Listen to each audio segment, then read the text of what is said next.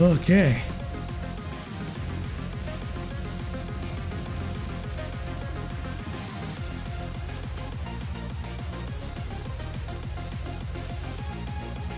All right, we're making the move, folks. We're starting around 12, 15 minutes, depending on how many people get here. I'm surprised Andrew isn't here yet. I mean, he was definitely, flaming in chat. I don't know why he isn't here to flame me right now. He's just too much of a coward. He doesn't want to fight until necessary. No one's even in the Roll20. Fascinating, chat. Fascinating. Oh, hey. What up? Oh, hey there. I made it on time this time. Yeah. It's all good. Happy Saturday. Or Sunday. Sunday. I mean, I still had a happy Saturday, so thank you. Yeah, I don't want it to be over. Oh, seriously. You always get those works tomorrow vibes. Mm-hmm. And I went hiking yesterday, so my body is bent. How many, I guess what trail, I guess, did you take? I'll look it up. So funny enough, the mountain is called Tiger Mountain. Which was the main thing that drew me. But then the other thing, it was called Chikiriko Trail to Poo Poo Point. I see it. I said, why is Poo Poo Point name? That's the second question. That's the second question I see as soon as I look up Tiger Mountain. That's funny. And then literally, I'm just like, it's 30 minutes from my home. The name is amazing. I have to try it out. The whistle made us sound like poo poo. What? Did it? I did not hear any poo poo, but yeah. What the? It just says, according to Issaquah Historical Society, loggers used whistles to communicate from the logging tower operator to the workers down the hill. The whistle would be a signal that two logs were tied to a cable, ready to be towed, making a sound like poo poo. I don't. Yeah! Yeah, that's the Seattle history. Yeah, but you didn't get to hear it? No. Man, why go to Poo Poo Mountain if you can't hear Poo Poo whistle? I don't know. Fair enough, alright. Life is stranger than fiction sometimes. I don't Interesting. know. Yeah, so when Seattle was first built, there was a massive incline from where the trees were to where they wanted to build. So yeah, they would just chop down trees, tie them together, and then just snowboard them down the mountain. You just hear the poop whistle. Oh, clear the way. Yeah, clear the way. Here come the poo logs. Sick. So yeah, my body is bent, but I'm good. I'm doing great. That's good. That sounds good. I mean, yeah, keeps you spry, keeps you healthy. I've been really lazy lately. Yeah, how was your Saturday? Pretty good. Played, if you've heard of Code Vein, been playing that, and then played D&D in the afternoon. It was really good. No. Playing a wizard for the first time. Whoa, was that with the second group you're a part of? Yes. Nice. I swear I watched a couple streams of it. Is that the one where it's the actual CG game that you play in?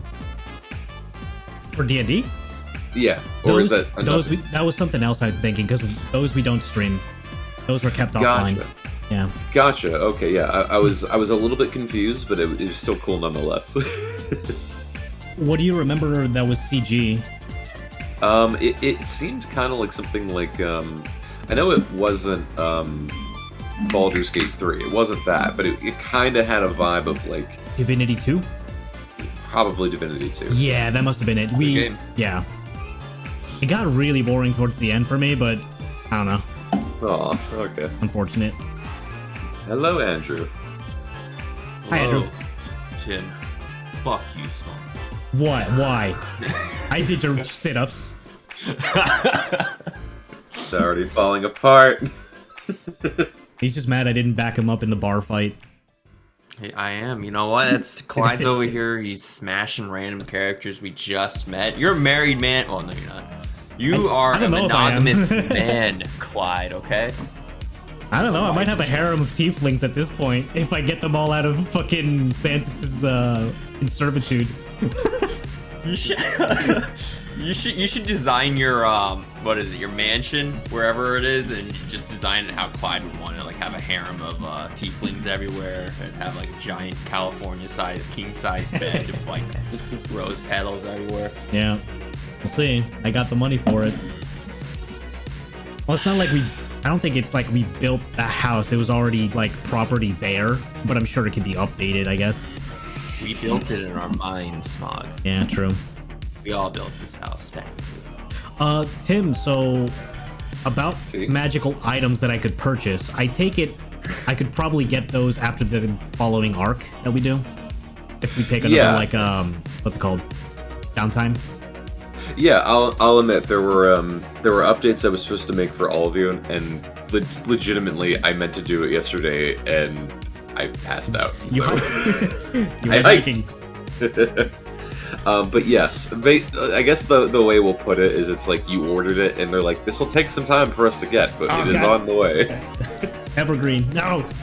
You're like a billionaire, and you still don't have Amazon Prime 2-day shipping. Yeah. Why, jeez, man. It saves me money yearly.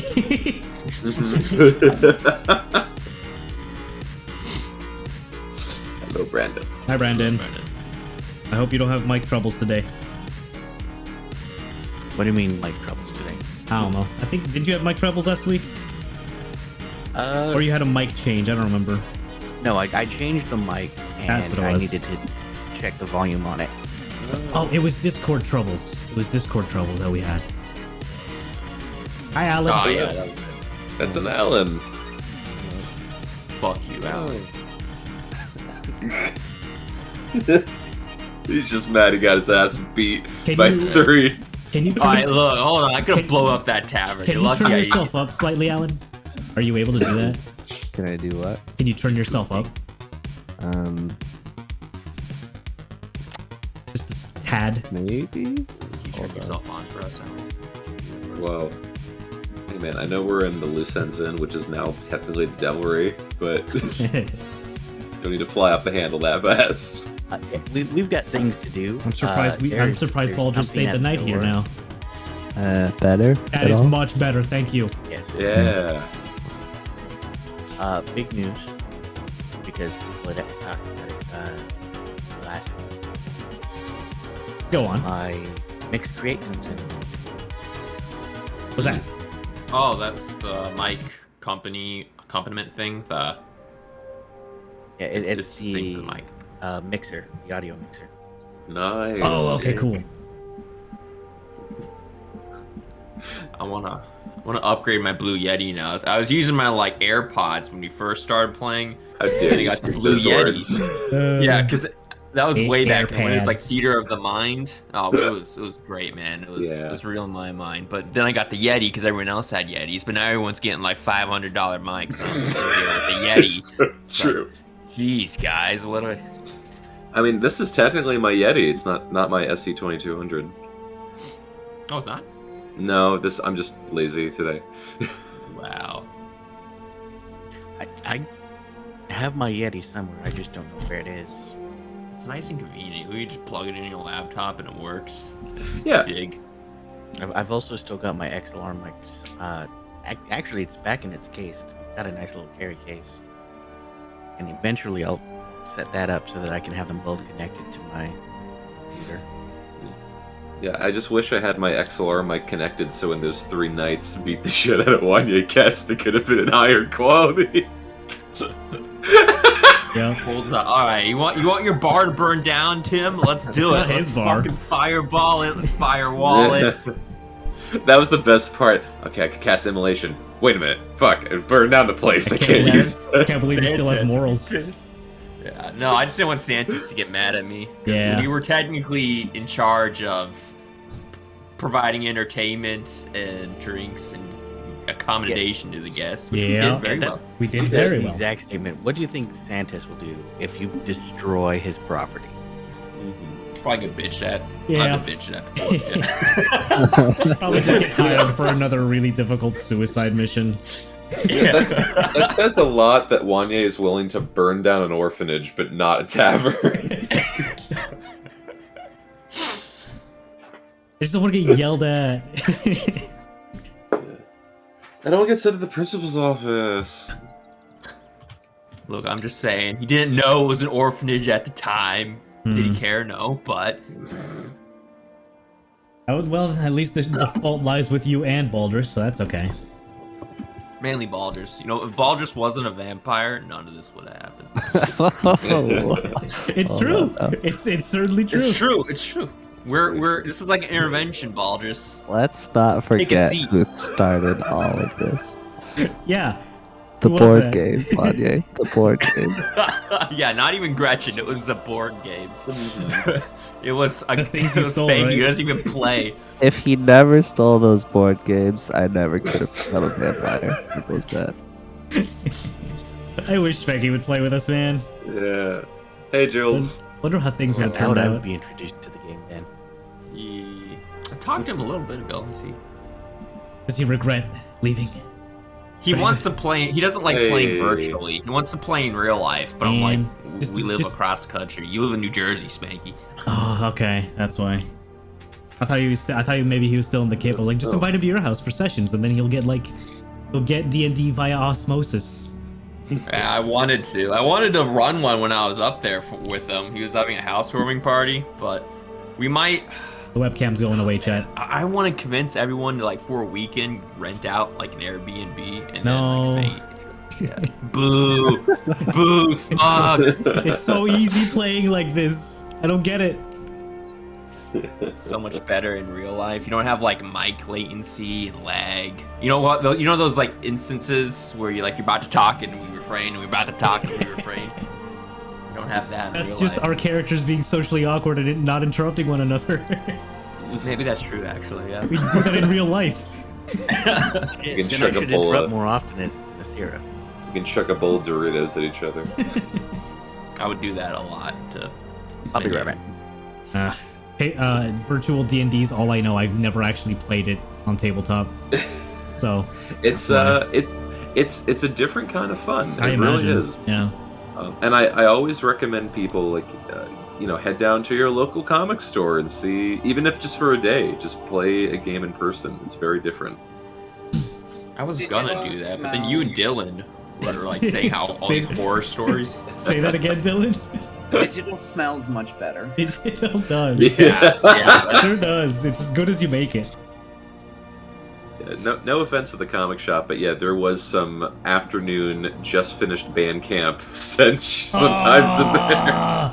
That's awful. I can smell You're it physically You're right not now. selling me on this. Yeah. Well, I mean, this is a comic shop, near a high school, not no offense, Man. Dylan. You were fine. You smelled wonderful.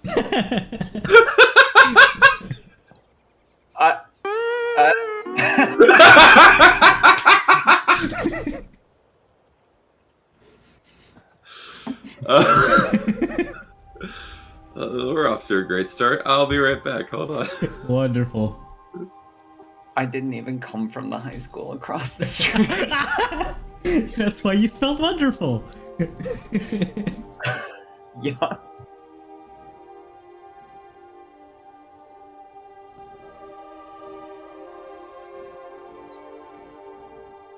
All right, the real question is retreat or in the woods. Retreat. Witch hunting. Got one for retreat. I assume Balasar is gonna want retreat. That's once I reveal that information, it technically is already revealed. If once he was playing, I would have said that to him. So yeah.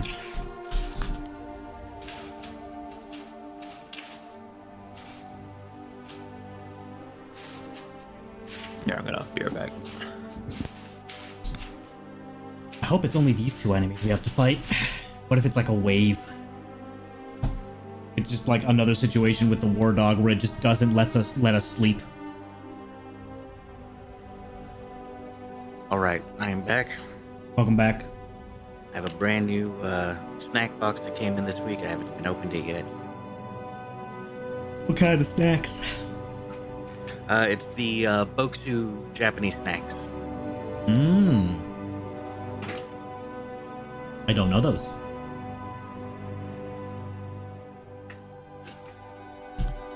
Box. Yeah, it's one of those monthly subscriptions.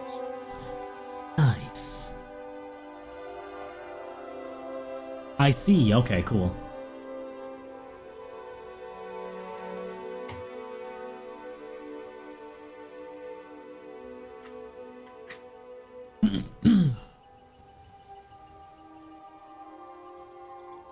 Okay, so far today, my rolls have been shit. Let's see if it's going to Today? keep going. Pretty shit. Yeah. No, I was playing Final Fantasy this morning, and all my Oh. rolls on loot were like a 4, a 7.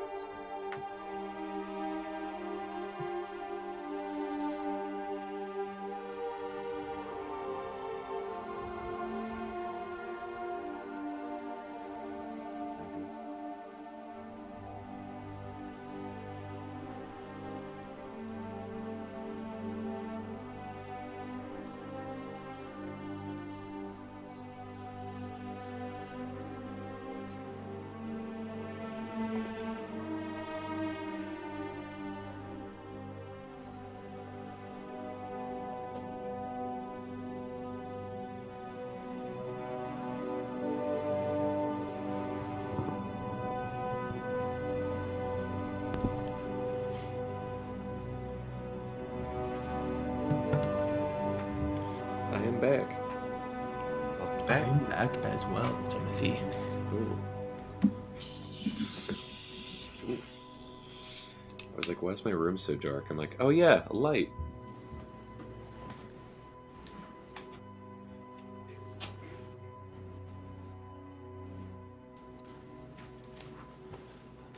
Alright. Brandon turns into a dragon.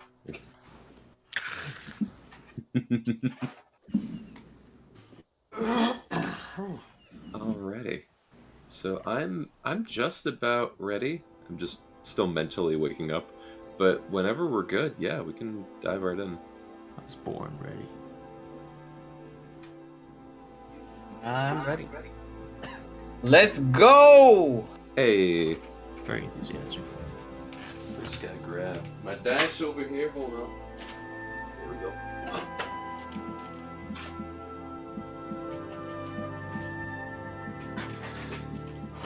Okay. Did anyone else step away or is not here right now? I'm here. I am here. All right, then we'll just dive right in. Cool. I think my microphone's picking up way more than it should. Check so. All right, so let's recap. Hello, everyone. Welcome to session 43. Wow. How did we get here? Okay, so to recap last session, because I know we were missing some people, the party had decided over the course of a month to do a multitude of personal, private, and public objectives.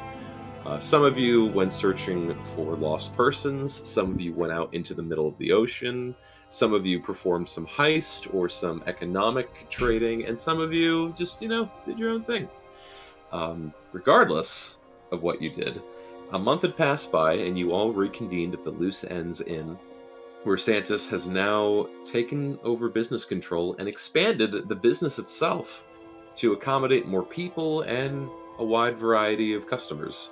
Most preferably at the moment, the Hunters of Sirius, who have arrived here in order to hunt the newfound vampires of Janglebrook. You all had stumbled your way in, some of you straight upstairs because you couldn't make the session. Understandable. Have a nice day. Santos,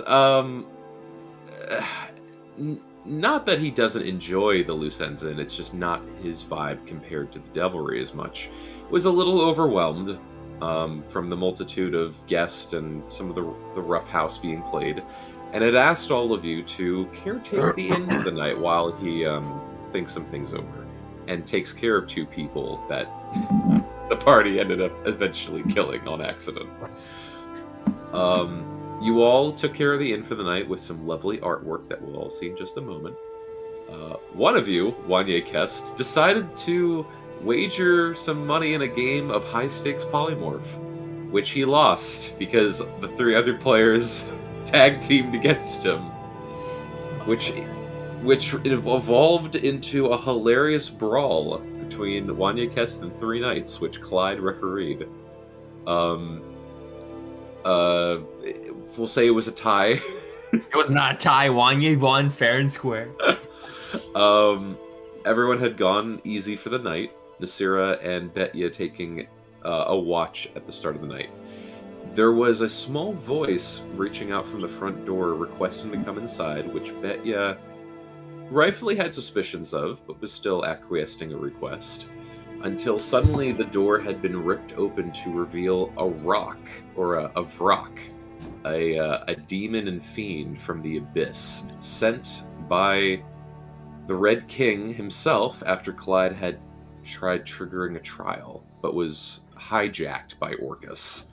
The vrak has begun making its way through the front door, as well as a secondary one coming in from the back door.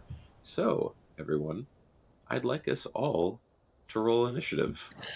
Before we do that, will we have taken a long rest by this point? Prior to this, yes. If you haven't been long rested up yet, yes. Yeah, Please do so. Yeah, you'd have a long rest at this point, and you didn't get into the shenanigans that Wanye got up to, at least. Yeah. If you were into shenanigans last week, then you were out of it.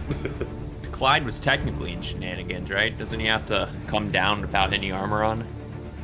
Yeah. Oh yeah. Yeah. There you go.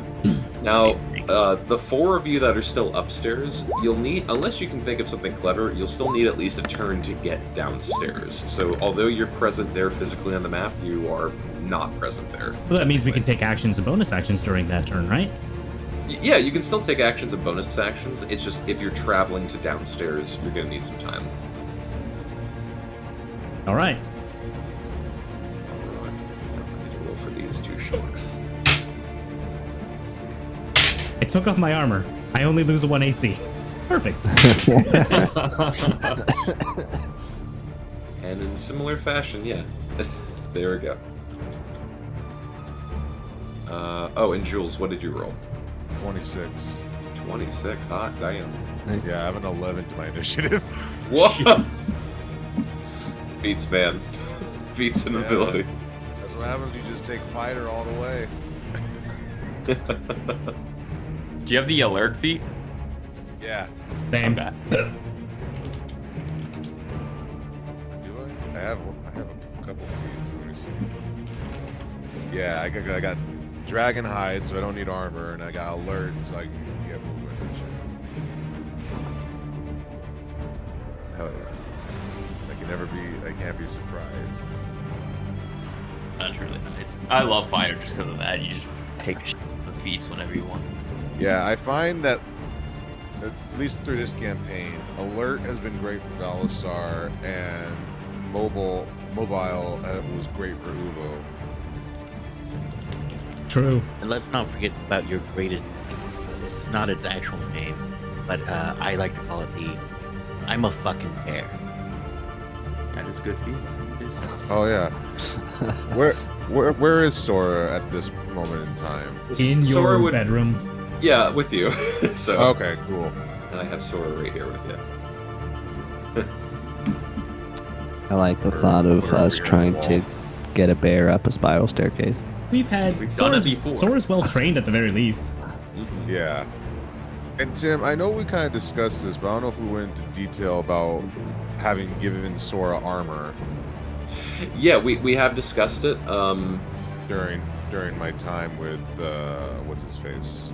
Correct. Yeah, we just haven't actually applied a number to it. I meant to do a lot of updates for all of you yesterday, but I went hiking and passed out.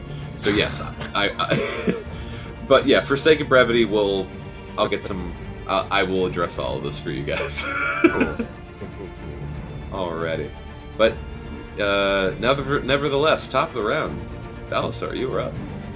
I assume I've been sleeping this entire time. and I hear this commotion, and I get up. I don't know what's going on, but I do grab my weapons and make my. It's gonna take my entire movement to get downstairs. Yeah. Yes. Okay.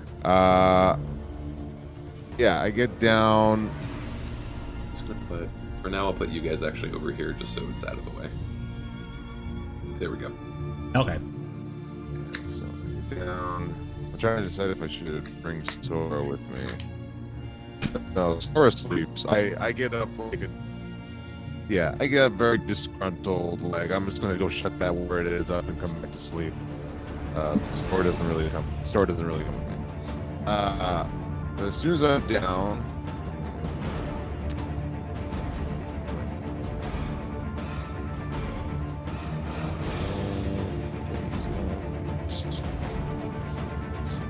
Oh, you know what I can do.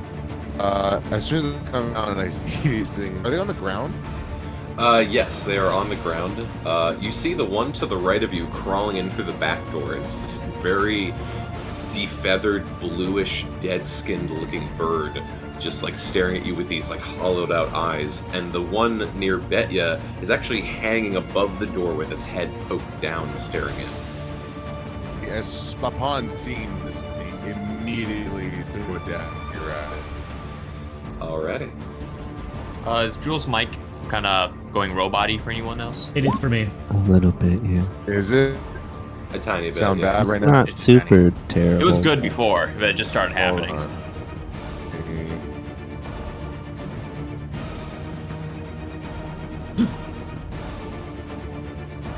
Mic check, mic check. Oh, testing. 1 2 1 2 1 2. Hello. Slight amount. Slight, like slight robot-y. robot. It's nothing too bad though. Could just be an internet Is it- hiccup. Yeah, it might work Maybe. itself out. Is it like Comcast? really bad? Is it like really bad? No. No. No, Okay. it's only minor. Okay. Yeah, I'll do my turn and then I'll see if I can figure it out. Okay, But so, yeah, I'm gonna throw a knife at that thing. I rolled a 29 to hit. to the one to the right of you. Yeah, Okay, that does hit. fantastic. And that is for 7 damage. And is this just a regular dagger? Yeah, it's a regular dagger. Okay, you do notice the dagger, you chuck it at it, and it indents slightly, but as the dagger goes in, it flecks it out and it drops to the floor. This thing has a resistance to non-magical damage. And I kind of hold up my warhammer and sword, knowing that I gotta get the shit out of this thing. And And that'll you be just- my turn. Okay, and you just hear, as the dagger goes in, you just hear telepathically in your mind this like high-pitched like chuckle as it just like it still mimics with its mouth, but you hear it in your mind. It's the weirdest like correlation of sound. It sounds like it's dying. Next up, Nasira. Well, I was trying to take a nice nap on the couch. These stupid things that woke me up. This might not be of surprise, but I am kind of angry. I'm in rage. Okay. And from rage, I'm just going to go.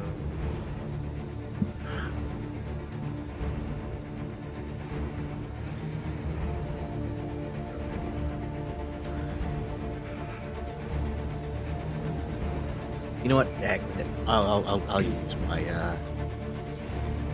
my feline agility so that I can make this. I'm just gonna go run right at this and start attacking, swinging as hard as I can.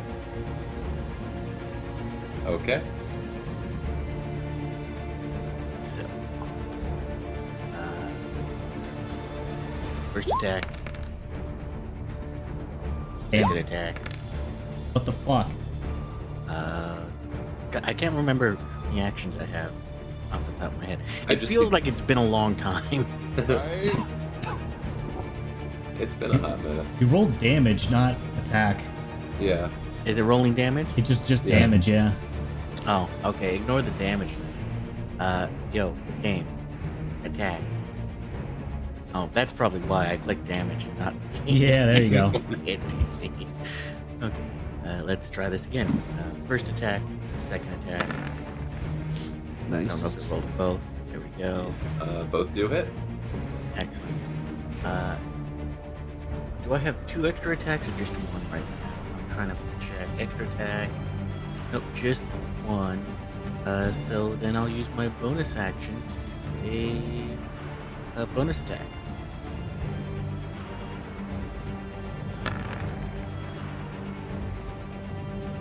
I don't know which one is the bonus attack, but it'll hit regardless. Oh wait, there we go. Sorry. So, And are these just standard attacks or magical hits? right now they're standard. I don't do magical. Okay. So I was thinking I just needed a refresher. So that's what? That's 20. That's 22. 29. 43? 43. Yeah, checks out. All right, so yeah, so you start punching in on this rock, and its skin, it's this weird, it's this undead leather texture, but as you punch in, it has this resistance to it that is just more sturdier than it looks. And you try punching in, and this thing just flexes and just stares at you with these massive yellow hollowed eyes. It's hanging tough. You see, I look up at it. My eyes just go, shit. 40, so I've got.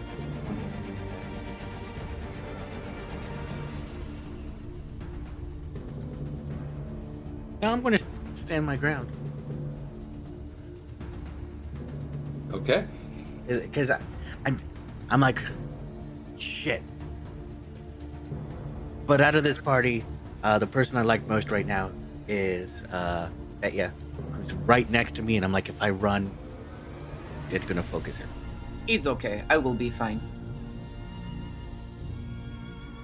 But I'll end my turn. Okay. Clyde, you are up.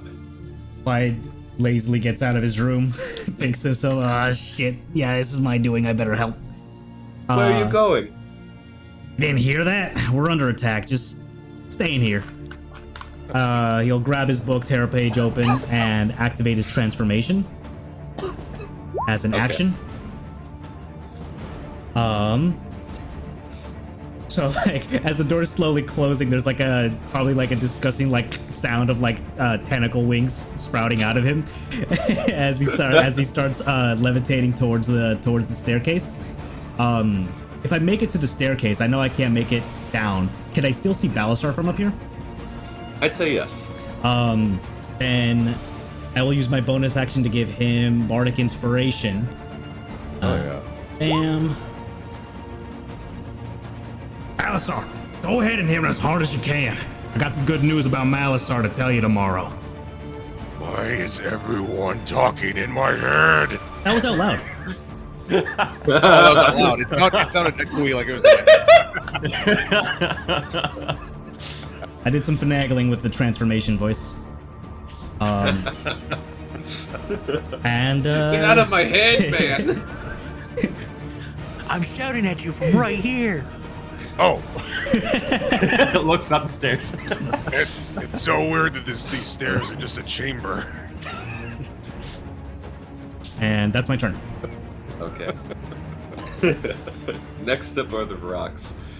This one over here is going to immediately leap up towards the counter and like a cat just start like clawing across the counter, and you hear it laugh and stare at Balasar. You will fail.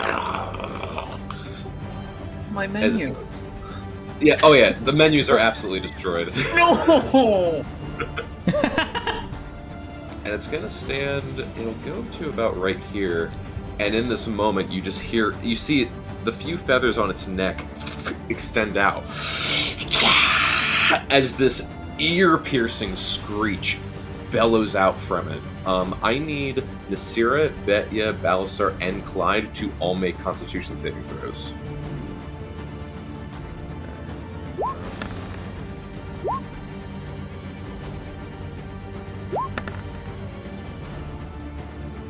Shit. Okay. You have Bardic Inspiration. I'm gonna use my Bardic It's a Inspiration. 1d6.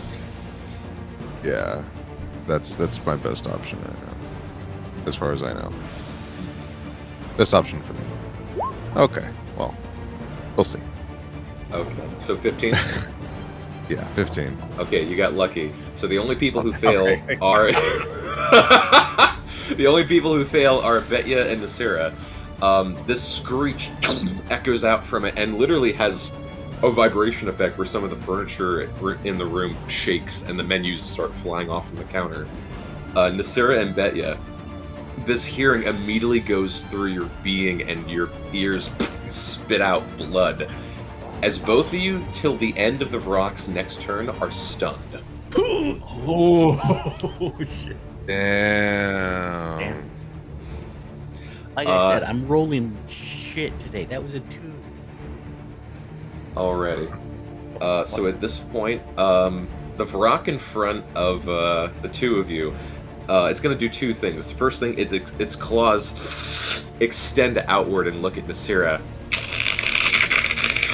And chitters and laughs as it's going to slap its paw straight down on top of Nasira. You are technically incapacitated, which I believe means that I will get advantage on you. Or Yep. actually, let me. Oh no, it's only if you're prone, I believe. Oh yeah, Oh, you no. just can't take actions or reactions. Oh, sorry. The stun gives me the advantage. yeah, There the we stun go. gives you that. So let's roll. All right. So on to Nasira. That is an 18 to hit.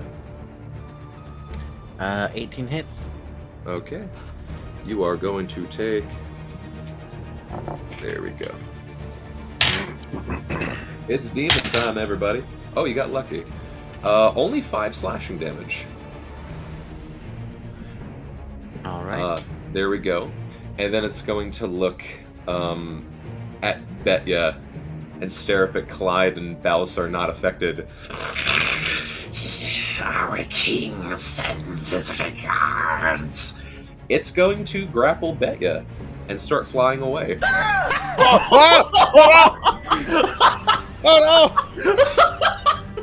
Oh, what the fuck? And it's going to Does your just... kid really need that? And it's going to go straight up 25 feet up into the air. Oh, shit. Oh mother. Oh. Alright. Those are the Vrock's turn. Wanya, Kest, you are up. Tim, you are fucking evil. I have been waiting to use these. Wanye's gonna. Clyde might hear footsteps behind him, and you're gonna see Wanye's trench cloak kind of blowing in the background. There's gonna be eyes imbued with lightning and this blue ozone electrical energy stemming off of him. Can Wanye see both of them from here, or did it start flying? The one outside is already up. He's that one's out of view with Betya, but the one in the middle of the tavern, clear visibility. All right, and so Wanye's at the top of the stairs right now. Yep, I just put you there. All right, so Wanye's gonna wordly outstretch his hand, and you're gonna see a lightning bolt form and fire directly at the one I see. Oh, the one in the tavern, like right here. Yeah, because I can't see the other one, right? Yeah. The one on the left with Betya is out of view. So if you shoot the one there, yeah, make your attack. Or is it a saving throw? It's a saving throw Okay. for Dex. Alright, let me see. Ooh, and it has magical resistance, so it gets advantage of this. Yeah, that's resistance to everything. And Dex, you said? Yeah. That is a 20. Yeah, that passes. So it'd take half 38, which is 17 points of lightning damage. 17 points of lightning damage. And you notice as the lightning ripples across its form, it flecks again. as the lightning actually deflects off its body, scarring it a little bit, but then taking out some of the wall. It is resistant to lightning damage. Technically, it's a... Oh, shit, this is not good. So it's half of half. It's a quarter. Yikes. Technically, it's not. I miscalculated. It's 19 because of the +4, but that doesn't even matter. So. All right. Anything else, sir? His veins glow blue again, and you see his finger guns pop out. He uses 2 sorcery points, fires 3 Eldritch Blasts. All right. 21, 20, and a 21. All 3 hit. Awesome. 8, 6.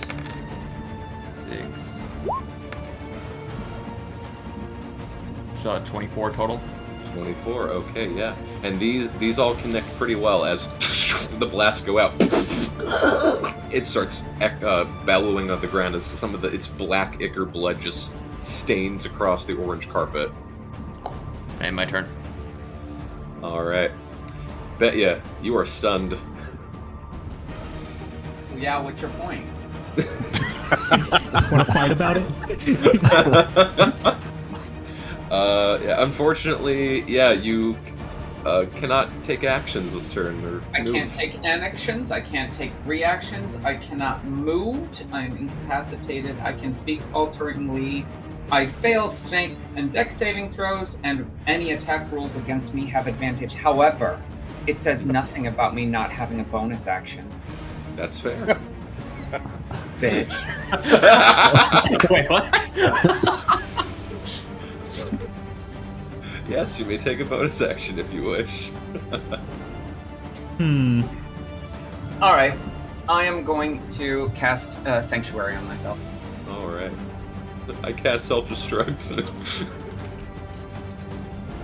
That doesn't I was require gonna somatic? make a joke about a 9th level fireball being cast on myself at the start of the combat, but I didn't get that option. I'll pop it into the chat, and that's as much as I can do. No, some Alright. good lawyering. Mhm. I don't want to be a rules lawyer. Can you cast it if it's somatic? I can speak falteringly. Oh, but somatic is moving. You have to make hand motions. See, that's the interesting. I can't cast spells while I'm being swallowed live by a worm. And Andrew just sent me something. The weird thing is that it does mention in one part of the rules it mentions you can't use bonus actions, and in another part of the rules it only mentions actions and reactions. I'm gonna be polite and allow the bonus action still. And that was good lawyering, so I am impressed. Well, if we don't want to do that, I do have something I can do that doesn't have verbal, somatic, or material components. Up to you. It's what Tim's allowing. I'm just allowing a bonus action, and if you can do it, I'll allow it. Yeah. Okay. So that I don't have to worry about that, I'm just going to where did it? My character sheet is so long. I can't find it.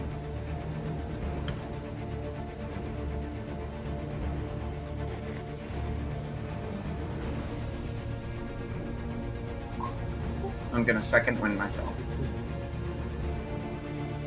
Instead of the sanctuary. Gotcha. What is she?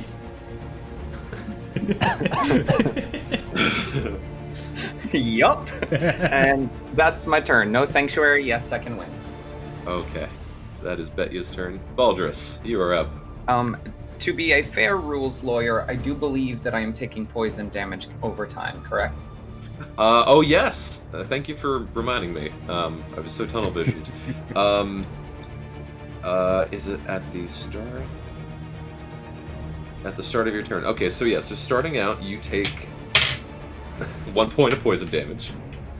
And you can repeat a Constitution saving throw at the end of your turn, so Constitution saving throw, please.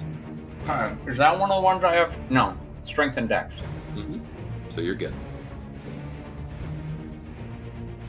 15. You pass, so you are no longer poisoned. Sweet. There we go. Hold on, I think it was the hearts. Oh, nope, that's him. He poisons himself. There we go. Fantastic. Alright, Baldrus, you are up. So I guess Baldrus jolts awake to the sound of some horrific demon screech from downstairs. Yep. And his eyes well up with tears just a little bit. As he rolls over into his armor and uses an action to, I guess, magically attach it to him. And I'll use my full movement. Actually, am I, by chance, in like a room with a window? I'll say roll D100. Okay. You know, Could be trying to Dig see, Hyde's room. Like, Or did window. I happen to see better? Alright, I was gonna do 50-50 for this. Being it's 49, there's no window in your room. Okay, alright. Excuse me. I'll use my movement to get downstairs as close to as I can. Okay. And that's all I got. Okay. No spells? I had to use an action to put my armor on. So I don't Gotcha. think I can. Yeah. Okay, then that is your turn. Top of the round, Balasar. I'm immediately charging at this thing. Already. 5, 10. And I'm going to swing at it with my long sword first. That is a 24 to hit. 24 hits. Okay. With 10 damage. And then I'm Okay. going to come around with... Yeah. I'm going to come around with my Warhammer. Nice. 26 to hit. Mm-hmm. And 11 damage. Alright. Coming again with the long sword.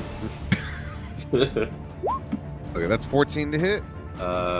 14 does not hit. Okay, and then one last time with the Warhammer. Okay. That's a 27 to hit. That hits. And that one will be for 13 damage. Nice, yeah.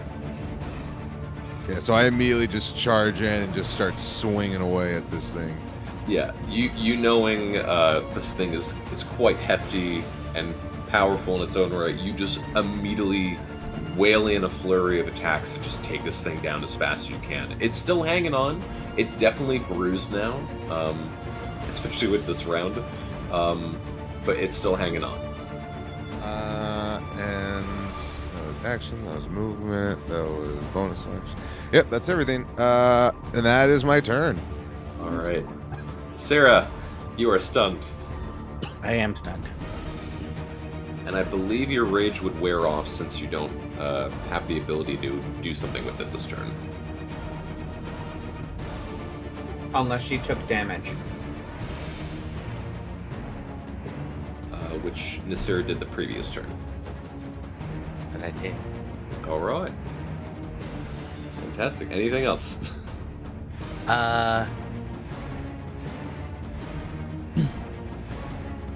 Just a lot of incoherent and not safe for public mumbling from the shocked, angry cat lady.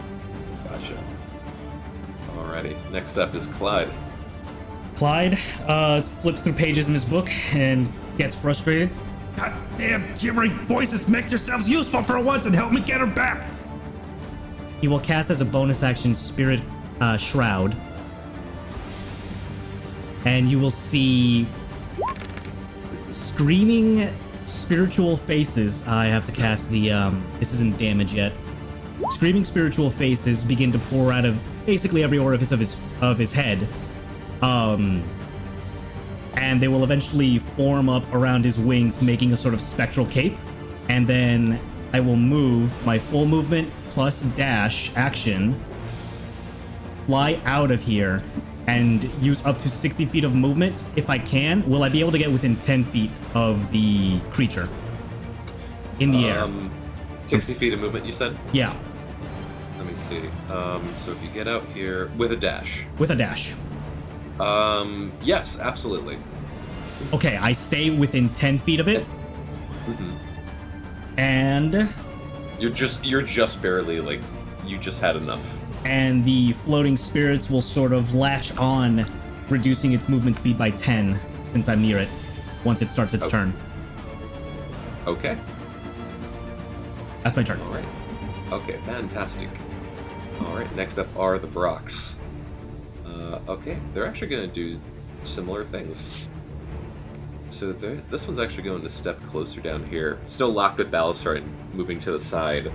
You hear this voice etch through all of your minds. What chance do you have against our Lord?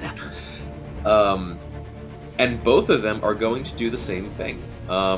You notice these massive fungal spore, like this massive fungal bits come off of their entire skin.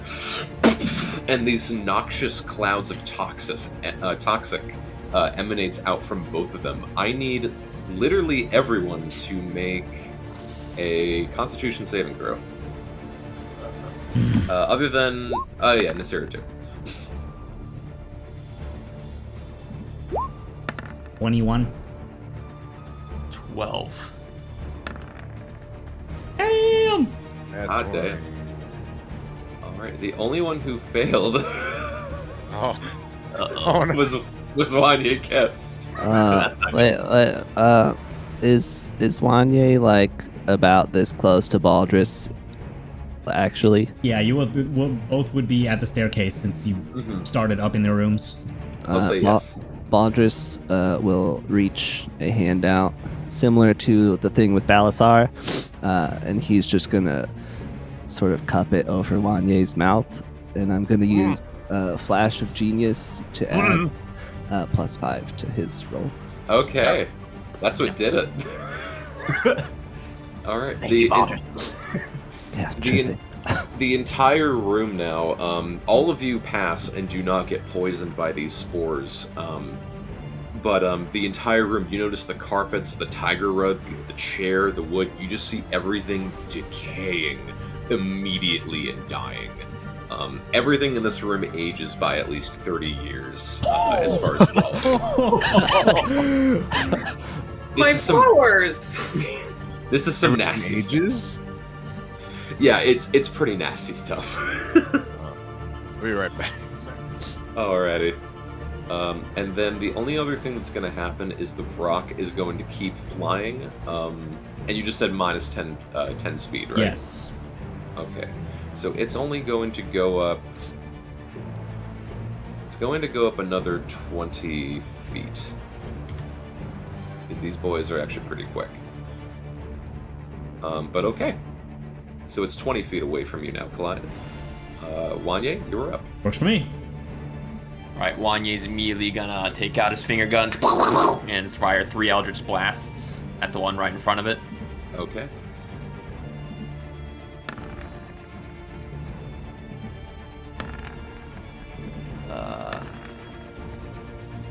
Do those hit? Yeah, all 3 hit. The 16 just barely hits. Let me... Alright, cool. And we'll do... 4, 9... 17 damage. 17 damage, yeah. So you sink in some shots on this thing, and... Yeah, still bruised, but hanging on pretty tight. It seems like the force damage is pretty effective against these guys, but not super effective. And you're going to see Wanye again cast 2 sorcery points, and his veins kind of briefly glow with, like, arcane energy. And Wanye's going to cast a new spell, Ashalidon's Stride, on himself. So he's going to get 20 feet of movement speed increase. And Wanye is going to start his feet glow with like fiery energy, and there's gonna be a trail of fire that follows Wanye's little ice skatey feet, and he's gonna go around Balasar 5, 10, 15, 20, and it's gonna take, because he's within my grasp, 1d6 fire damage. Okay. It's gonna take 1d6 fire. Yeah. And 3. Yeah, 3 total. Okay, and as the fires lick it, you notice the skin flexes again. It's resistant to fire as well. Nice. And there was a moment when you were moving around, you left its range of its range, so it's going to get an attack of opportunity on you. Cool. See? No, sorry, I was reading something on Wanye's spell. Wanye, does a 15 hit you? That is my armor class. Yes. Okay. Alright, it is going to... You notice its claws again extend out, and it's going to slash across your chest. Just very quickly as you run by. Dang it. Roll higher, damn it. 10 slashing damage. 10 slashing damage, that hits. Wanye, see his little blood kind of spurt the rug. What are you gonna say? This is in your spell. I'm not sure if that... Oh! I'll take that back then. Thank you. I did not read that. So I don't get an opportunity attack as Wanye dodges left, dodges right as he tries to claw him. And Santa's gonna fucking kill us as he leaves these like burn marks on his rug. And he's gonna finish the 20, 30, 35, 40, 45, 50, and can Wanye see the demon from here? Yes, it is 40. If you're still on the ground, it is 45 feet above you. Okay. I'm all out of actions right now, but I had my turn. Okay. There we go. Alright, next up is Betya. And you are no longer stunned, as well as Nasira. Nope, just grappled, right? Still grappled, correct. But not restrained, which means I can still do shit. Awesome. I'm gonna take my staff and I'm gonna stick it out into the wind and just allow the wind to pour through it so that I can get bardic inspiration to my behavior.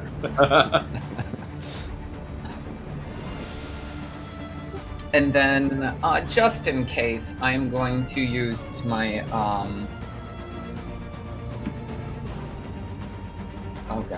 my performance of creation to make myself a parachute pack. Oh. Saves me a reaction. What's what? So, did you just make a parachute on the spot? Yeah. If I can make a party club, I can make a parachute. Nice. Bet you wouldn't know, but I have Featherfall, so I was prepared. Bet you assumed a lot, but he wants to play it safe, just in case you get in airborne combat. Yeah, give yourself a bardic inspiration from me, and we're good. Awesome. All right. Anything else, Betya? Unless I can use my movement.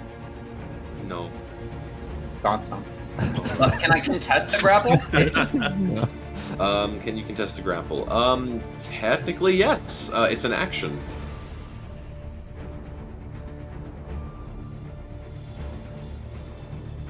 I'll wait. Okay. All right. If nothing else, Baldrus, you are up. Since everyone else kind of ran outside, Balasar and I are just kind of in here. I'm gonna do a little double team on this rock here. I'm gonna punch it. Okay. Ouch. 2 times. 1 punch. 2 punch.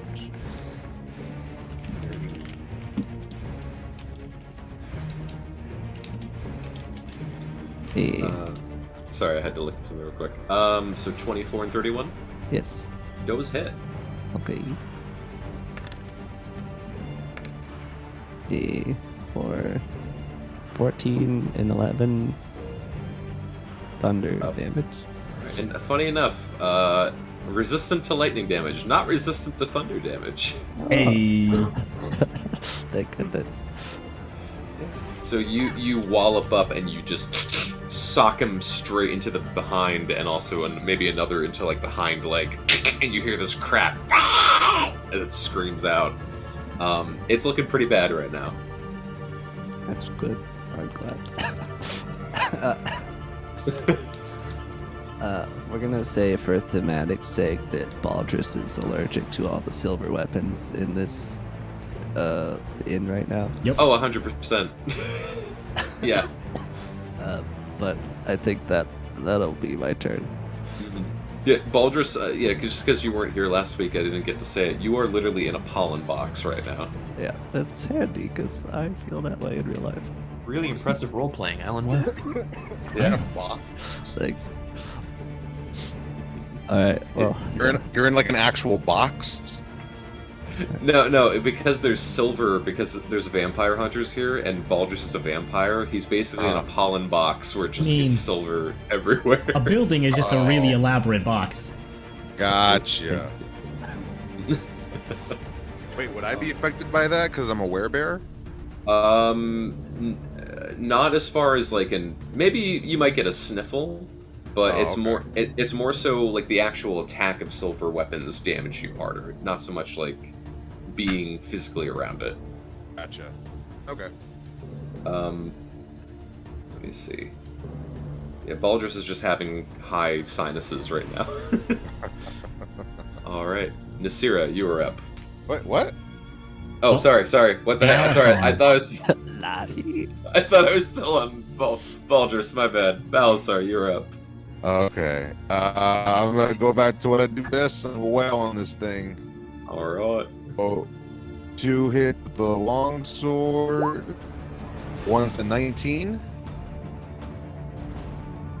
Hits. The other one's a 12. That's a miss. And then 2 hits with the warhammer. Ugh, it's another 12. Miss. And there we go. Oh, it's 20. Success. So one's gonna be 8 slashing damage, and then 9 bludgeoning damage. That was exactly what you needed. With a total of 124 health, the floor is yours. I literally just start whacking into it. You can't. And just smash. Is it like a vulture thing? Essentially, yeah. It's just this very hollowed-looking demonic vulture with blue leather skin. I basically break its neck and then smash its skull. Okay. Yeah, so yeah, you just wallop in on this thing and get right up in its grill and just break its neck completely backwards. Yeah. And as you break its neck, despite its mangled form, you just hear, "We'll be back," and you literally see it immediately turn into cinders and disintegrate before your very eyes, and literally get sucked back into the abyss. Gotcha. And what's going on over here? What's with the square? I missed that. That is a 10-foot aura of spirit energy emanating from Clyde. But it won't harm us, right? No, it's who he chooses. Okay.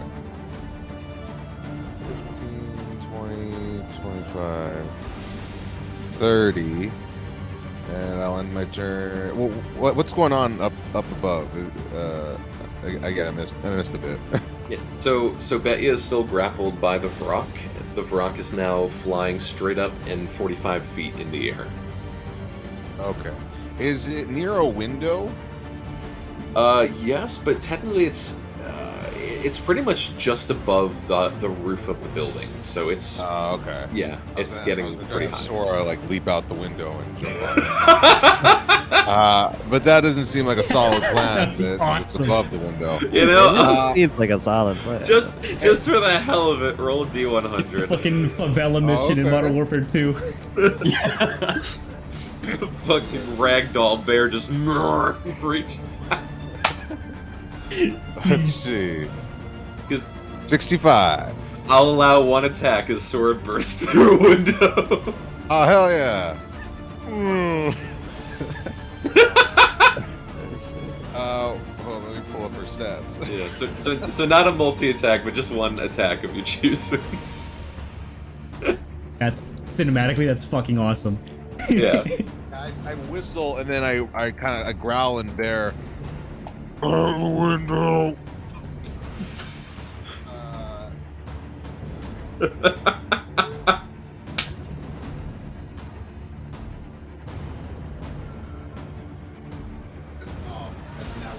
Okay. Damn. She just reaches out the window and like expecting nothing. She's tired still. Yeah. It's the most sluggish, tired bear. Like, she tried. She puts a fist up in the air like, shut up. Keep that noise down out there. Wonderful. Anything else? Okay. That's my turn. All right. Then Nasira, you are up. All right, how far up is this thing? 45 feet. 45. Okay. I'm gonna do something a little bit fun here. Because I had an entire turn where I have feline agility again, so I'm gonna use that. That's fair. To double my movement. My climbing is 20 feet, so I'm climb up 40 feet. I will then attempt to jump at it, and I would like to grab it. Let's go! All right. And it's not that far off from the building. I'll say I'll make the DC low. Just make one athletics check. One athletics check. Or acrobatics of your choosing. Well, they're both the same. So. Oh yeah, without fail. Yeah. So Nasira, we don't get to see this that often with climb speed. Yeah, you just bring out the claws, just start going up the wall of the loose ends, and you get just to the apex. You leap off and grab onto one of the feet of the rocks.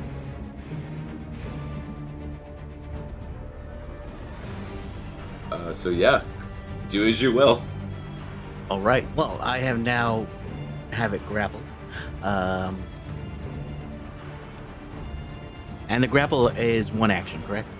The grapple is an action, yes, and Yeah. let me actually roll. Yeah, oh yeah, you'll beat it no matter what. So yeah, you basically, it's grappling Betya, and you are grappling it. All right. So I will. I might as well just attack it while I'm up here, since I can't do much else. So I'll use my extra attack. Extra attack, okay. Hits. All right. That'll be for 12 damage. 12 damage, okay. And it's still a sturdy boy. It's hanging on pretty tight, but You know what? I'm up here.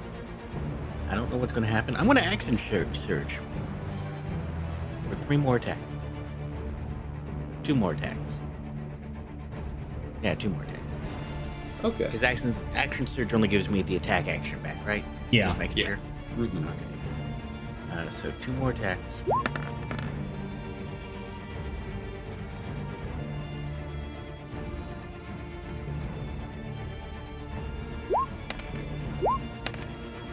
That'll be 18 more damage, minus its resistances. Okay. Okay, so 9 damage halved from the 18. Yeah. Okay, yeah. You just start beating into this thing as hard as you can. It's still tough, but you have absolutely thrown it off with getting up here in the first place and also grappling it.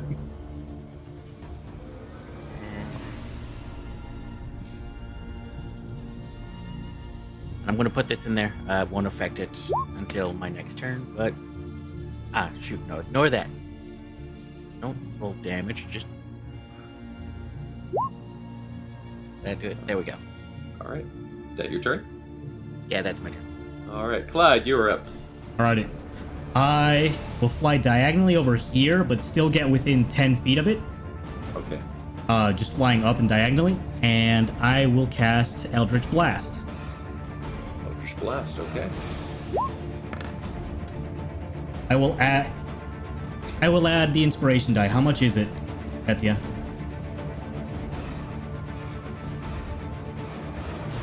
Dylan?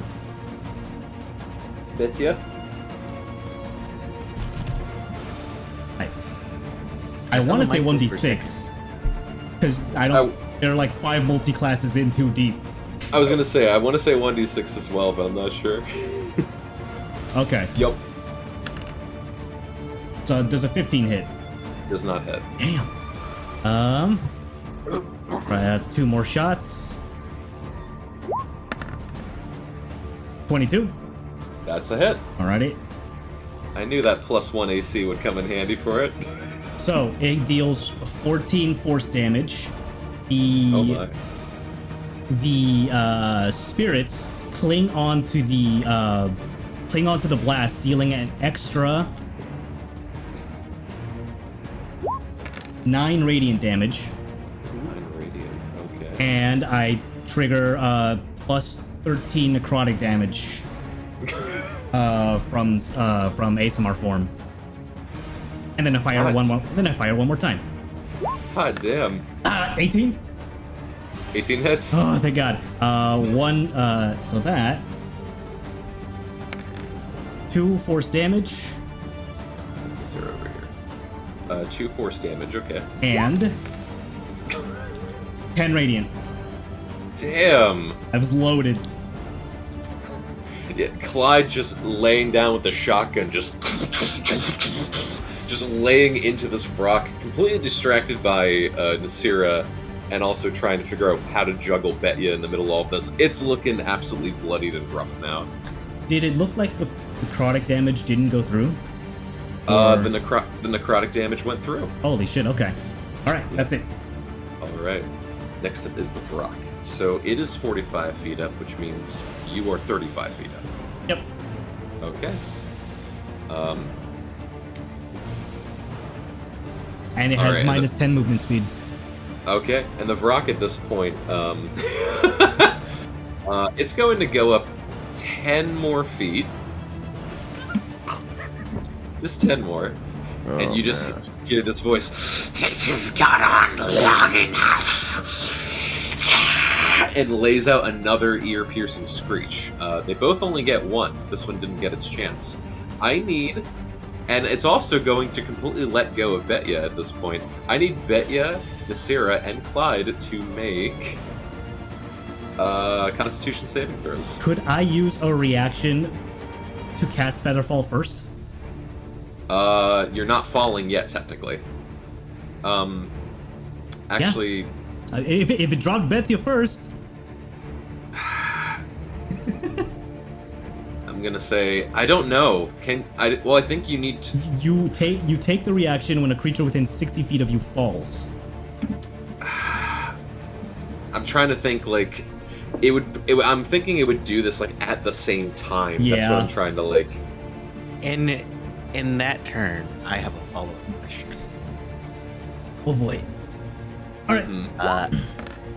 Would I be able to use a reaction or an opportunity attack to Betya, who is currently falling outside of my range, for a grapple?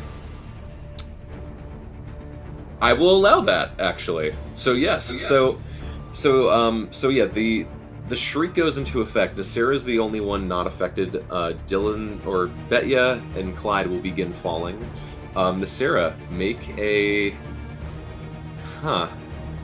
It's a grapple, but it's uncontested.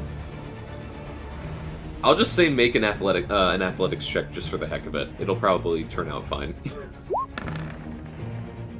Easy, yeah. So Betya begins falling, parachute ready, and Clyde ready as well. Clyde and Betya begin falling, but Nasira, you reach out at last second and grab Betya by the collar just barely hanging on. So you have one hand on the rock and one hand on Betya. Clyde, because you were stunned, you're gonna fall 30 feet. Do I lose concentration on spells? That's a great question. I don't. You're gonna take damage when you fall, so that might trigger it. Yeah. So let me double check real quick. And I don't hover thanks to the thing. I just have a fly speed. You're incapacitated, which means you can't take actions or reactions. So, okay, so we're gonna roll the damage first, and then we'll decide whether you break concentration. So you fall 35 feet, rounded down, taking 13 bludgeoning damage. Okay. And roll a Constitution saving throw, please. I get advantage. That's fine. Yep, you pass. And is it still slowed at this point with you on the ground? It has to start its turn within 10 feet of me.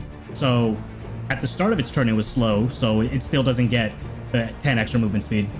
Okay, so then it's going to take another 10 movement speed and move up to another 10 feet to 65 feet in the air. Yeah, it makes sense. Alright. And it just looks down at everyone. It just looks down below at everyone. So long! Wanya, your turn. Is it within 100 feet? Yes.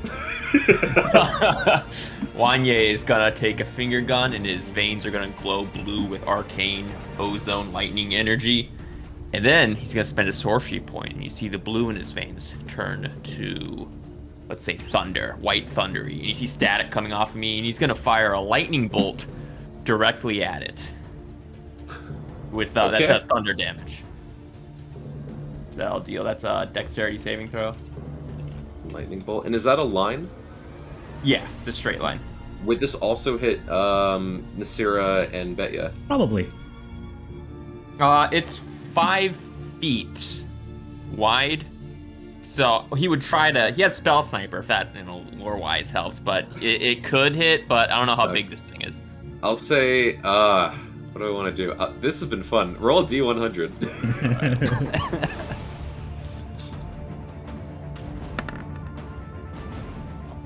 I'll say that you can line up the shot and hit it and not hit your friends.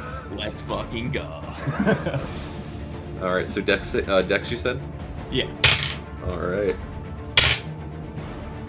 Plus numbers, that is going to be a 15. 15, so that fails. So it does 38 thunder damage. 38 or 30? 38. Okay. And it does have lightning resistance. Thunder? It does thunder damage. He changed, this is thunder? the type. Yeah. Yeah, use a sorcery point. Goodbye, Betya. Total of 124 health. The floor is yours. Wanye hears the demon say so long and then chuckles. Yeah, so long. And fires it right through its wing, and I want it to spiral down with like them hanging on, leaving a smoke trail like a Zero in World War II flying in the Pacific. Okay, so yeah, you line it up, fire this lightning bolt out, incinerating the wing, and it begins spiraling down, but because it's a creature of the abyss, when they die, they immediately incinerate and go back to the abyss from whence they came. It only goes down for a little bit before bamfing out of existence. Nasira and Betya begin falling. I'll step to catch them. Okay. Catch at least one of them. Alrighty. I'll say. Does it look like they're gonna fall on us? Can we try to? I'll say. How much time do we have in this fall? A second. In this, pretty much a second. Yeah, you're falling 65 feet. Okay, then yeah, I wouldn't have time to take an action. Okay. So I'll say to mitigate the damage. Unless someone, I know Clyde is still stunned. Yeah, I'm stunned. Does anyone else have something like Featherfall? No, Okay. I only take damage spells. Okay, so I'll say you guys can catch him, but you'll just divide the damage between each other. So who's catching Betya? Who's catching Nasira? Could Nasira pull the ripcord? Would Nasira know there's a ripcord? Unless You know what? Yeah, fuck it. You know what? One more time, Nasira, D100. I love these. Oh. I'll say in this moment, just given the high amount of adrenaline and back and forthness, you don't realize you either don't realize there's a parachute or you're just tunnel visioned in the moment, going like where the Varrock went. You do not realize the parachute was there. Nasir is wondering why Betya brought a backpack to a fight. Nasir All did right. not watch the in-flight safety seminar. All right, who's catching Betya? Who's catching Nasira? I'll try to catch Betya. You only try to catch one? Only one, yeah. Okay, I'll try. Oh, if he's got Betya, then I'll get Nasira. All right, so it's 66. So let's see. Actually, it would be 3d6 since it's split. 3d6. Okay. Because it's 1d6 per 10 feet of falling. So Balasar, Betya, Nasira, and Wanya, you all take 11 bludgeoning damage.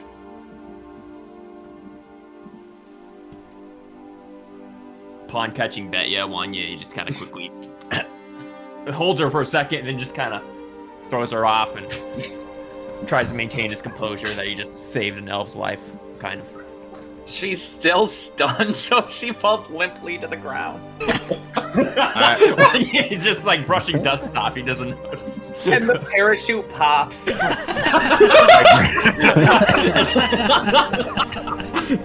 I catch Nasira like I'm holding up a cat from by the neck.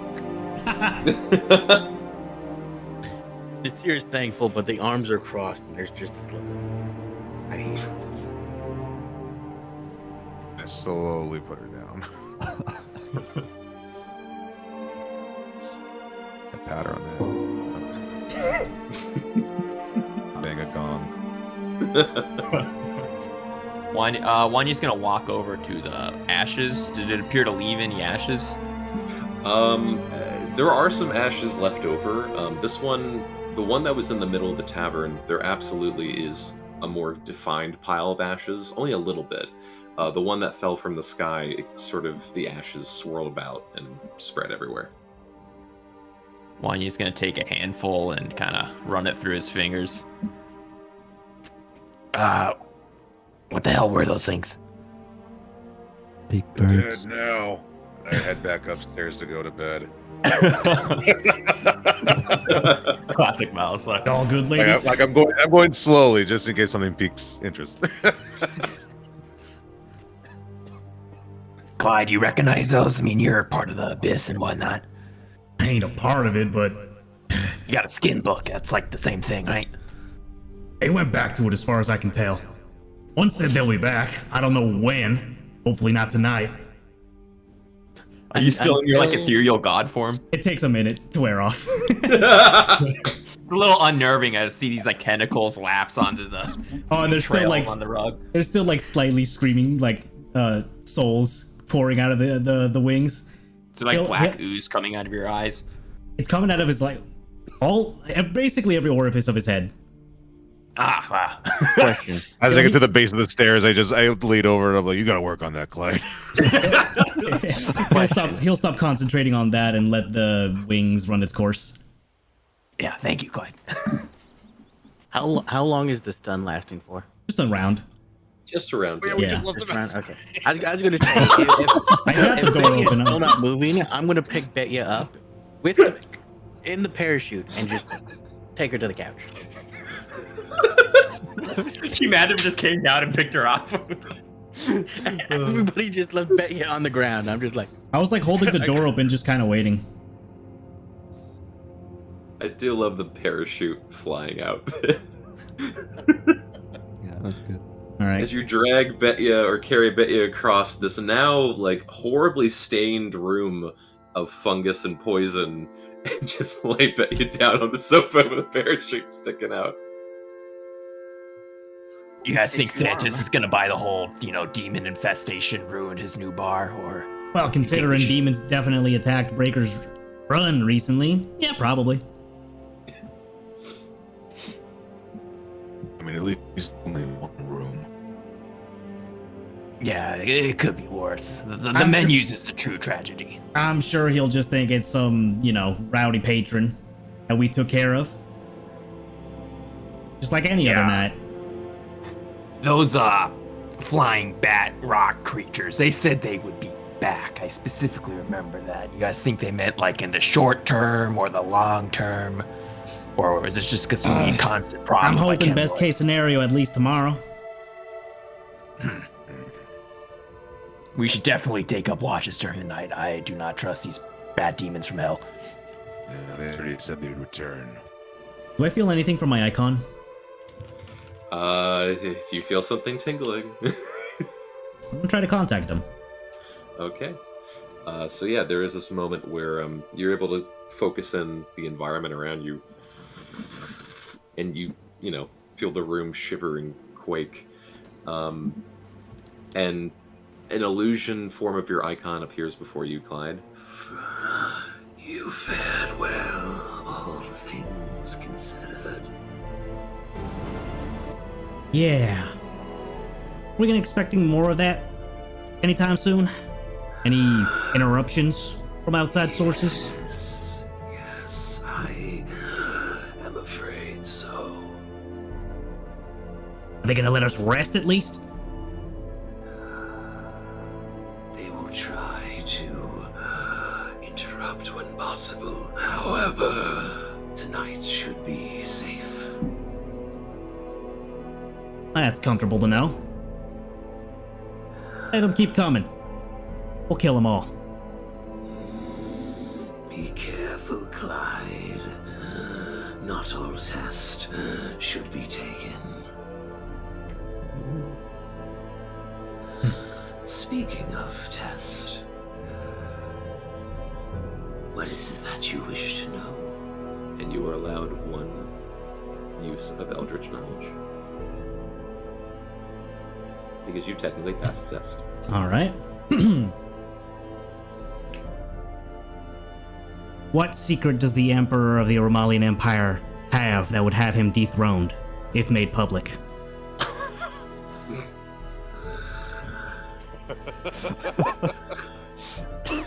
Quite a specific request, that one is.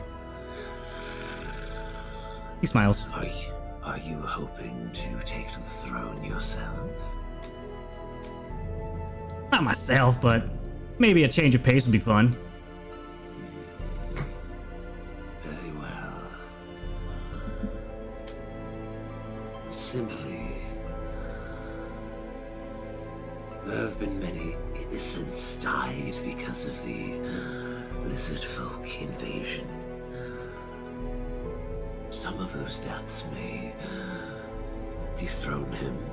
However, the Emperor is a very private man.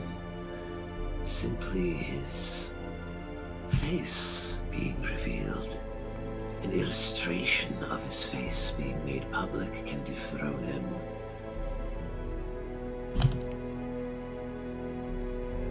Interesting. Do we hear this? Clyde, would you want them to hear this? No. You do not hear this.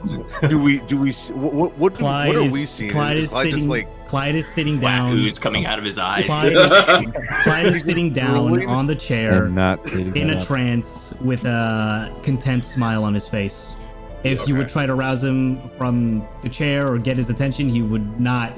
He would just stare blankly forward for however long this conversation takes place. He basically is like in the avatar state, unmoving, maybe like a little bit of drool coming out of his mouth. And he's having a full-blown conversation that you guys cannot hear to any degree. He just looks like he's really we don't know. happy. We don't know about these conversations. Other than what he's willing to share or tell you, no, technically not. Okay, cool. I just wanted to double check. But at this point, I hope that sufficed what you were pondering. Yeah, gives me a lot to think about. Thank you. Much to think about indeed. Same for myself. Take rest, Clyde. and fades into nothingness, and you reawaken back in the room. He'll sigh contentedly.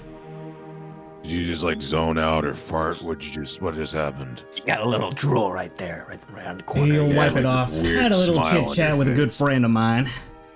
I got good news for you, Balasar. I know who you're looking for is currently.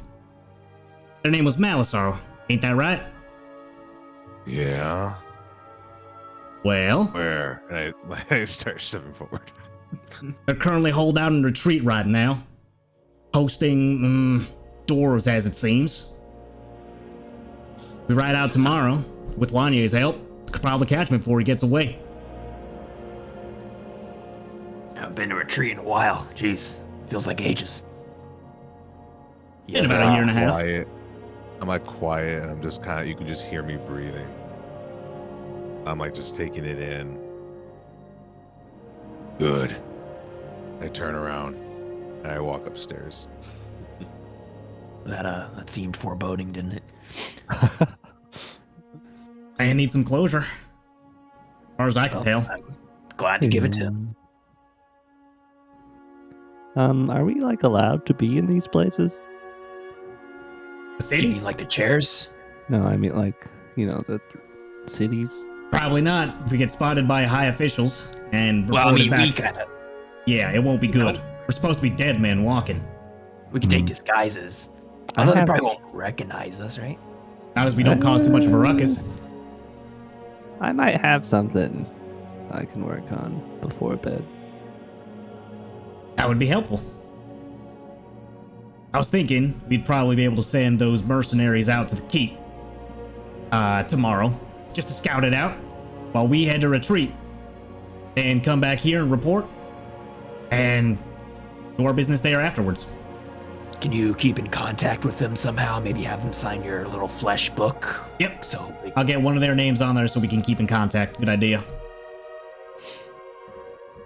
yeah. One thing, I don't feel like a town that has been devastated by the Hellfire Dragon and the town is called Retreat because the dwarves retreated there.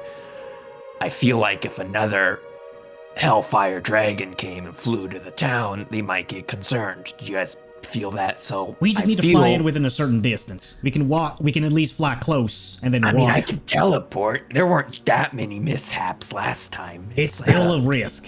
Both ways of traveling there are a risk. You trust the teleportation? I mean, I know you're familiar with the city and all. But, Oh yeah, I know that city like the back of my hand, Clyde. but which one's a more dead giveaway? Spawning in the middle of town? Or the off chance some scout spots a dragon landing in a forest a couple miles away? Oh, I know exactly where I want to respawn us in. Where? Good night, Clyde. And Wanye's gonna head up. Wanye! Where? Before he comes to the stairs, me and Sora come downstairs all geared up and ready to go.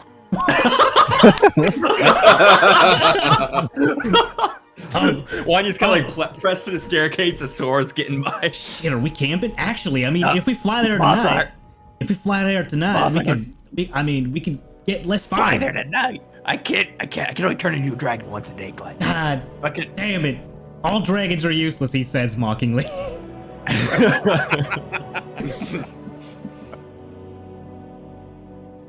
Or maybe Santis has like a teleportation circle in his little hatch over there.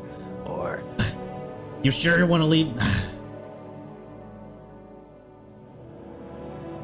So close. How long would it even, out of character, how long would it even take us to get to retreat simply walking? Simply walking, probably maybe like 3 to 4 days. Was there a carriage nearby? Outside? A carriage? Probably. I mean, there's a bunch of horses outside. Haven't we been left with the responsibility of this? We've been left with a lot of This id- responsibilities. Okay. Can I open up the hatch? You can try. I'll try. Make a strength check. Yikes. Damn, so close. Yeah, this is your baby fingers, despite their magical prowess, cannot open a large steel metal hatch. I'll try to like bang against it. Hey, Santis, you in there? Yeah. That didn't sound like Santis. Yeah. Oh. Can you teleport us to retreat? Yeah. We... Can you or can you not teleport us to retreat? It's kind of in the middle of something down here. Yes or no? Can this wait till like the morning or something? Not for some of us. Well, it's gonna have to wait. These people are hard to cut through. Alright, take your sweet time. Thank you. You're lovely. Yeah, he ain't gonna help. You wanna teleport us now, Wanye? Yeah, about that. I'm a little low on fluids. If you got my drift. I mean, Why It's a bar. did you have to get into a goddamn fight? Not like literal fluids. All right. Well, first of all, there were several fights, and second of all, I did provide entertainment for the guests, which was part of our responsibility. Is Saul like making his way outside, or is he? I'm like just kind of standing at the door. I'm hearing everybody's ideas, but I'm like, I'm like so like fixed on just looking directly. I'm basically in like a flashback in my brain kind of moment. Like I'm just like so dead set on what I want to do. Clyde leads on the counter. Look, we ain't gonna make it in time if we leave tonight. Alright? We also have to worry about those things attacking us during the night. Right? You know, you probably don't have to take this so seriously. And besides, it ain't like Malasar knows. It ain't like Malasar knows I was picking on him. What even is this? Plugged in. I was plugged in. Good lord. In the middle of the conversation, you just hear the vacuum.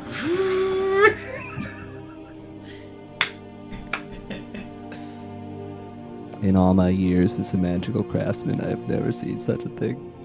This year doesn't know why, but the hairs on the back of her neck are standing up. I hate this. I think we should go to sleep and then teleport in the morning. Yeah, we get some breakfast. Wake up bright and early in the day, maybe 5 in the morning, or well. But look, 7 in the Wanye, morning. being serious and all, where the hell are you teleporting us to? That ain't gonna get us caught. All right. Well, there was a camp, me, Balasar, and this guy named Watson, just Oh, that outside guy. of town. Yeah, we spent quite a lot of time there. It was a cavern where we fought a chimera. You remember that, Baldrus? You remember that shit? Wait, no, I don't want to go there. I mean, well, it would be near town, right? It's empty, I think. Besides, And we could didn't just walk Baldrus say you needed to prepare disguises for us tonight? Yes. I would Yeah. like to. Better if we do that. Malasar ain't gonna run away, no, I don't think. He didn't look particularly skittish, or didn't even notice I was looking at him. Wait, you saw him? Yeah. Like I told you, he was taking care of some dwarves in an inn somewhere in town. I leave first thing in the morning, and I send Sora at least back upstairs. That's the plan. All right. So, anything else before everyone tucks in for the night? Yeah, clean up all this stuff on the ground. Clean everything up, the battle damage. Clyde will go back up to the room he was at with Chuck. Renegotiate the deal with them for 10 platinum each to scout the fort, and 10 platinum again to clear it out once they return, and for her to write her name down for contact on his book. Okay, so 10 platinum for them to scout out the area, and 10 platinum for them to try to clear it out. Yeah, I give her 10 now, or the team 10 now, and a promise of 10 after. Okay. Okay, and Chuck just sort of nods and goes, "All right. Well, we'll do our best for you." Wonderful. That's not our dialect. I'm sorry. Sorry, Chuck. If you would like to speak. All right, I think that's fair. I don't know. We should get a hazard pay when we come back alive, though. How much you thinking? Double.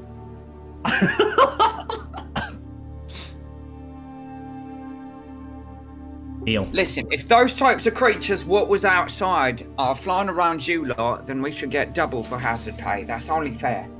Deal.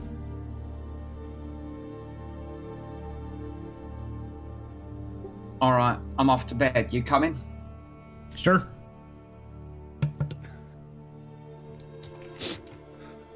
Okay. Well, that was that. Okay, you go to bed. Betya, That happened. that happened. Betya does a spick and spam job cleaning up. Oh yes. I blame Dylan.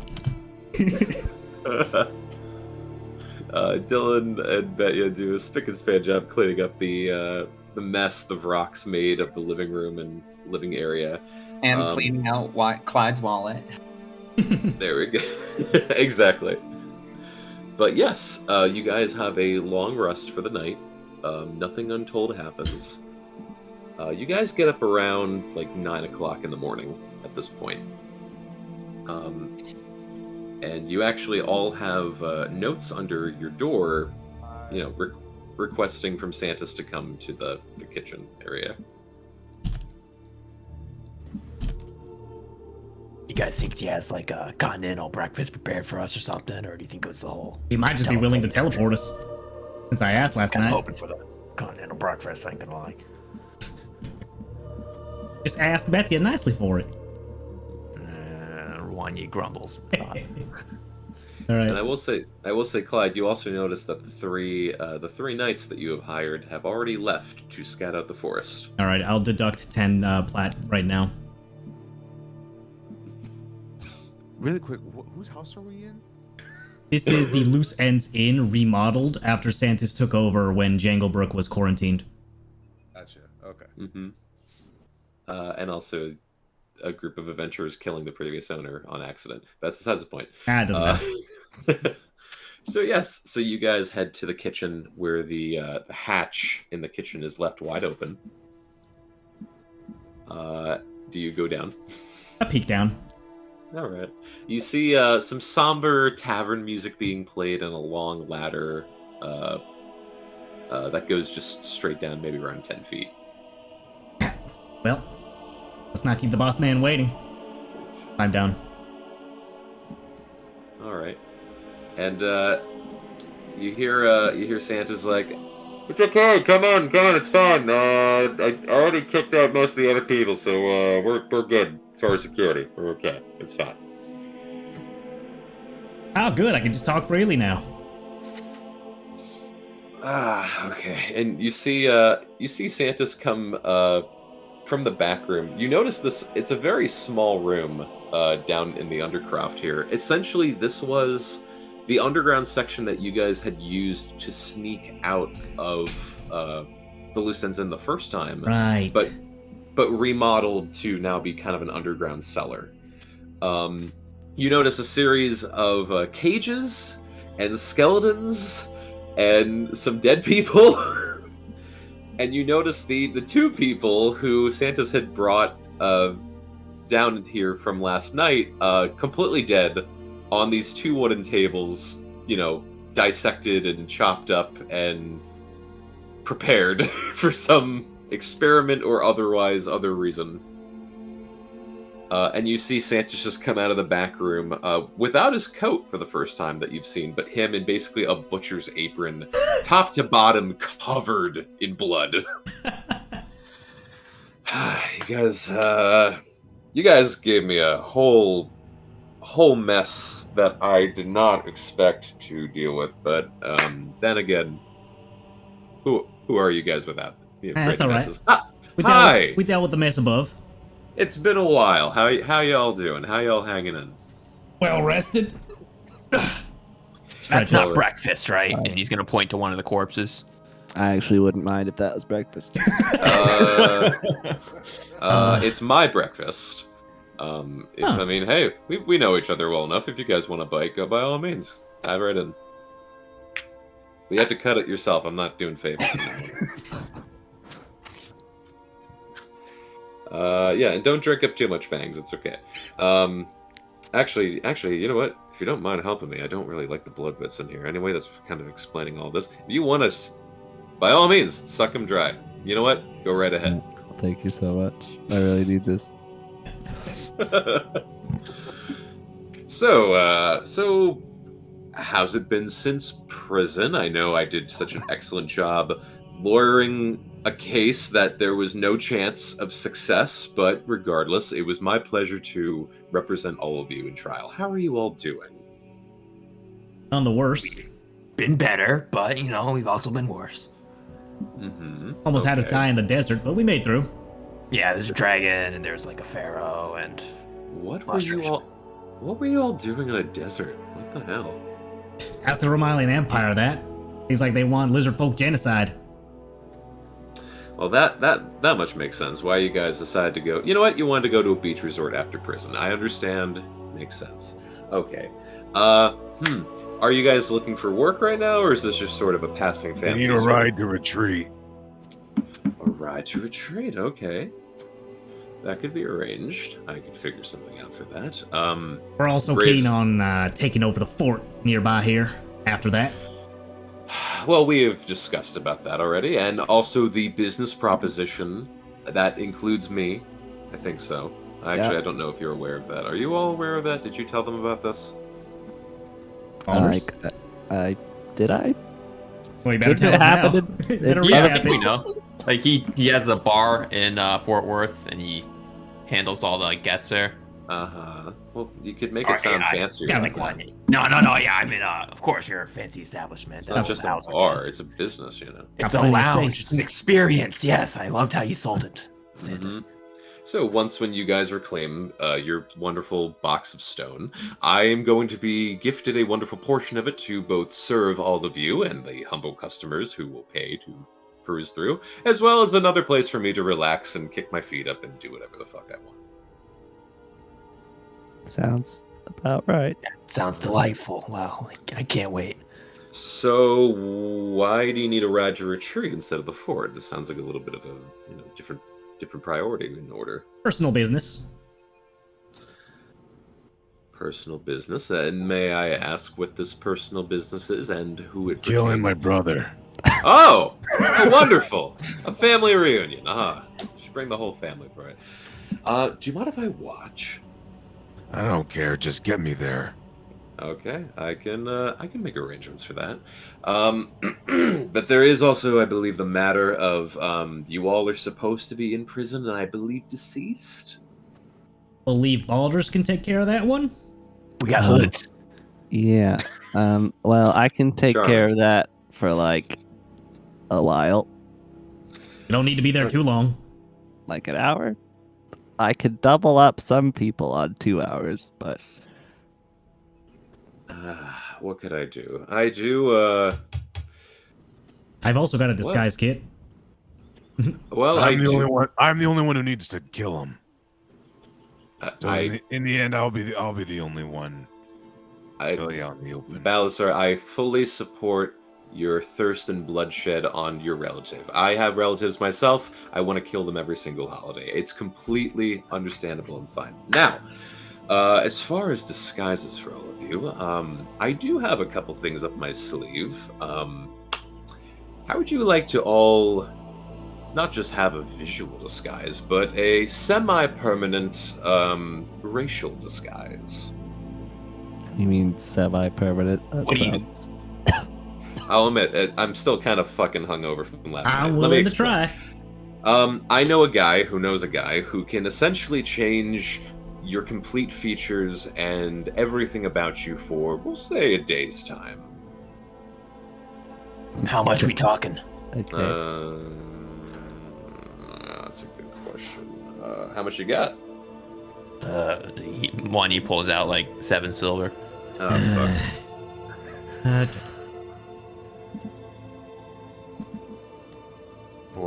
platinum. Will 10 plat do, or you need more? I was thinking like 10 plat for each of you. It's not necessary. I can do same thing. I won't be necessary for me. I'll just get us there. So wait, you want me to take you there or not? What's the... No, Right. we do want that. The price is for the Okay. disguises. Gotcha. Okay, so nothing that much. I could just run something cheap for like, maybe like 2 platinum each. How about that? Sure. Would we be able to remove this disguise at will? This one in particular, no. This one is stuck for a bit. However, I think for you, we could just do something for free. That way, you just have something temporary. Yeah, I'd like that. I want my brother to know who's killing him. All I right. can give for free. You know, I don't want suddenly everyone thinks some random Goliath just snuffed him out and just called him brother, and it meant it more like friendship than an actual brother. I want people to understand like this is pretty deep for me. Well, plastic surgery is a miracle. Just saying. But yeah, I understand that you don't want to. Oh wait, I can also turn into a half bear, and I just turn into my hybrid form. That might make things more complicated. Possibly. Yeah, I don't think people enjoy having half bears around town. Listen, we don't want to bring bear fucker back into the equation. Isn't that right, horse fucker? Come on, that's a little old, don't you think? And Juan, you're just kind of angrily looking at him. It's All an right, official all right. drink. It's an official drink now, so it's not old at all. Yeah, one I'll never have. Motherfucker. So, All right, whoever's getting disguised, line up. I'll pay for each of yous. all right. Who wants to be a tabaxi, other than the obvious tabaxi? All right. So pretty much, for a day's time, you can pay 2 platinum to completely change your race and your aesthetics about you. Betty has potion to do same thing. Wanya has a spell. Which potion is that, if I may ask? The one that I used for my one shot. Oh, gotcha. Okay. All right. So who is paying, or well, Clyde is paying. Who is wishing to transform through Santa's? Paul just comes up with a smile and glances over at Wanye and sighs. I want to be an elf, please. Wanya glares over, just silently staring you down. I want like the pointiest ears I could get. Okay. All right. Elf it is. You want you're thinking wood elf? You're thinking high elf? What kind of is your? wanna be taller? I can I want make to you be a taller. high elf. I want to be a high elf for sure. Yeah. Okay. I'll make you 8 feet tall. How about that? Yeah, great. All right. All right. All right. 8 feet? That seems excessive. 7 foot 11 inches. Okay. Okay, there we go. Fantastic. Who else wants to be a bastard of humanity? I'll take elf. Yes. Are you hearing Yeah, muffled? Are you serious? Oh, did you hear something from over there? No, I don't believe so, Baldrus. I haven't heard anything all day. Okay, Clyde, any preferences for your elven nature? Wood elf. Wood elf, okay, alright. You want bushy brows, more fluffed up hair? Hair's good.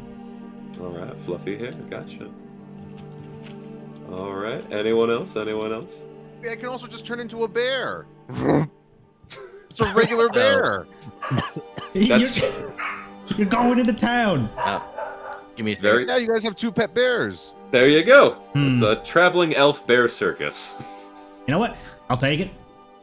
Yeah. So Nasir is gonna walk up with just these big eyes right here.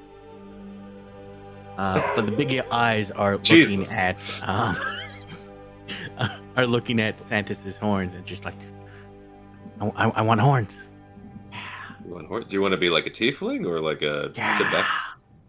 All right, all right. You taking after me. I can make you like a female version of this beautiful glory you see before you. There is rapid head shaking or head nodding. Just All right. All right. So you're going to basically be a feminine version of Santos.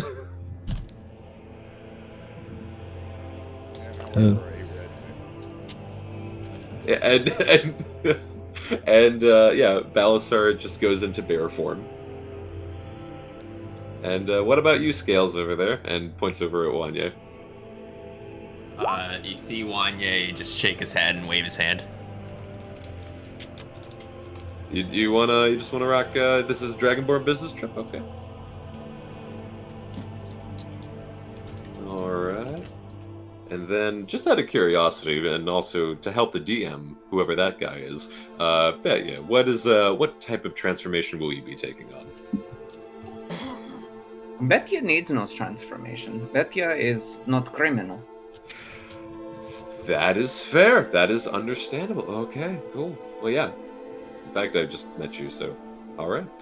Okay, well, I think I get these orders. It should maybe take me, let's say, I gotta travel to the Nine Hells for this. Give me about 30 minutes. I'll be right back, okay? All right. Just say, What?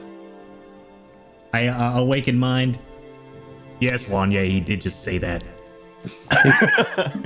Can we drink like God? Yeah. Oh, yeah. So, fuck. Yeah, please, by all means. And there's blood infusion versions of every single drink, by the way, so that'll help you out as well. And I'll even give you all a shot for the road. You know, I'm not such a bad guy after all. It's okay. All right, 30 minutes. I'll be right back. Hold on. And you just see him run to the back room, and you hear a bunch of like pots and pans just fall over. While Santos is gone, you all still have, and I'll say, for Betya, there would be another one for Betya as well. You all can carry a drink of your choosing from the Devilry. So if you all would like a drink, pick one to have on your person. What if we still have one? Can I take another? Oh no, like you still have like your one that Santos gave you. That's what I'm meaning of like being refillable. Oh, so if you okay. want to change that out and make it something else, go for it. Nah. Okay. Got it. Does anybody remember what the Minotaur was again? I remember something with strength. So I think Oh, I think you guys should have it have- in my I- notes. I think you guys have earned it by this point. I'm just going to give you the entire list of drinks with all of their abilities. Thank you so Let's much. go. I was just gonna get the most expensive one, as usual. Oh, I found the drugs page. I was wondering where that was. All right, there and we let's go. just have that recorded for The drugs page. There we go. Here's the entire drugs list of the Ah. Devilry. Let's go. the entire drugs list or the entire Or, drink oh, list? the drinks list. No, I'm sorry. I'm on drinks or drugs. I don't know. Tastes like gasoline. Man, this guy's gonna Batista bomb the shit out of his brother. Drink this. Don't ask questions.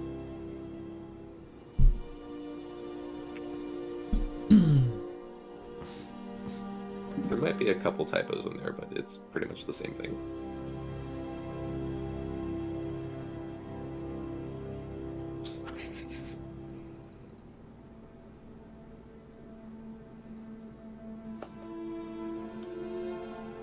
All right. So I think this is a good point. I think we're gonna just take like a 5 or 10 minute break. All right. And if whatever drink of choice you guys have to potion up with, just type it in chat or let me know, and we'll hop right back in. Does advantage on all checks means attacks as well, or just checks and saving throws? Are you looking at Straight to Hell? Yeah. So yeah, so pretty much you have advantage on literally everything until a nat 1 is rolled. Okay. Wanya's gonna get that. Okay, Yep. I'll be right back. That's like pretty much what Nasira gets anyways anytime she enrages. Basically. God, I wish I were me. I might multi-class next level because everyone else is doing it. So. And What do you mean? the only downside is that even without rolling the nat one, Nasira will get the level one level of exhaustion afterwards. All right, I'll be right back. Yep, BRB. All right.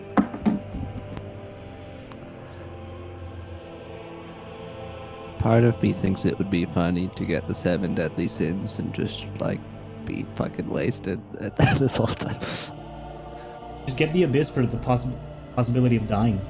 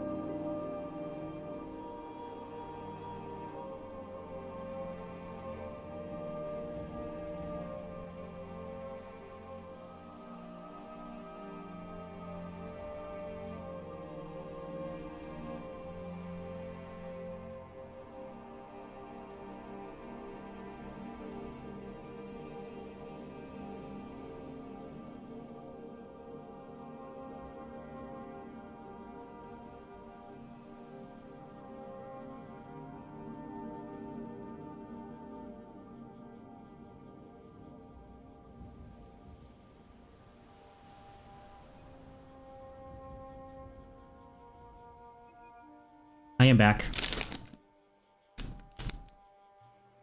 Welcome back. Woo! Hey, what beverage did you get? Straight to hell, but I've had that this whole time. So I just didn't change it.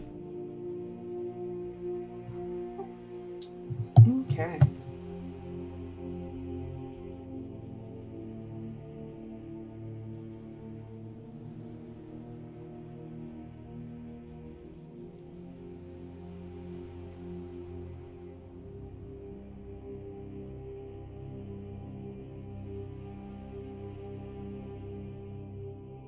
Are you getting a drink? Yeah, Betty's considering because Betty wants to, because Clyde was the first one out the door trying to get her. She's gonna get something that she thinks he's gonna like. All right, yeah.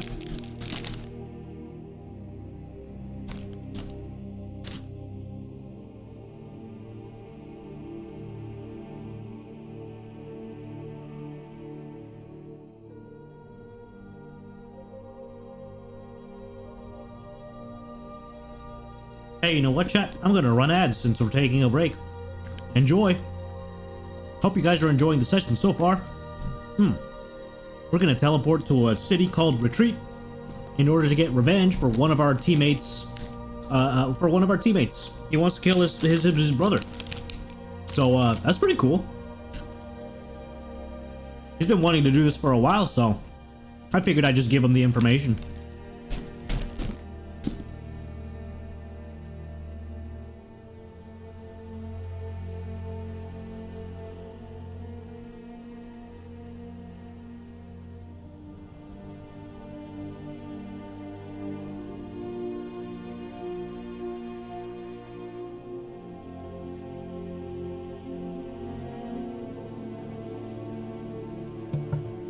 Alrighty, I am back.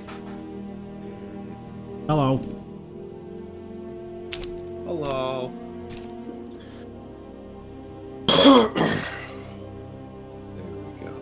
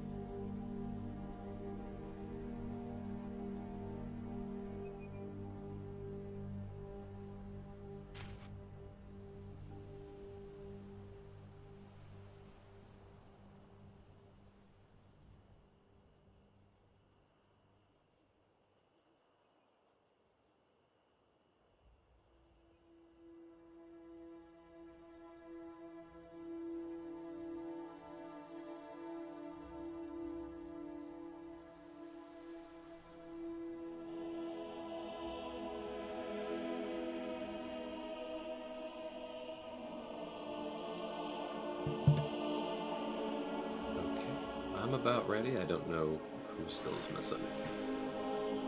I'm back.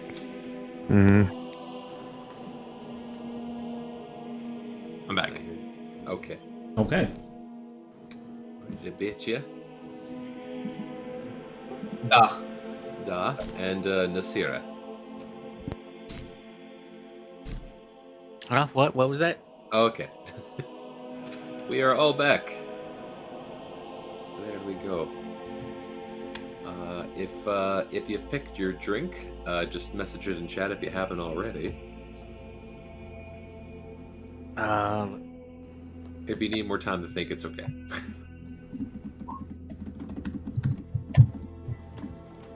Hey.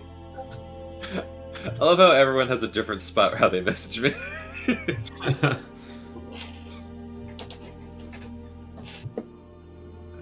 we go. I think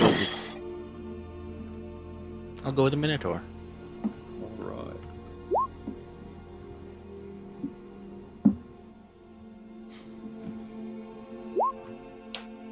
That way I don't have to change the item that I'm already carrying. Nice.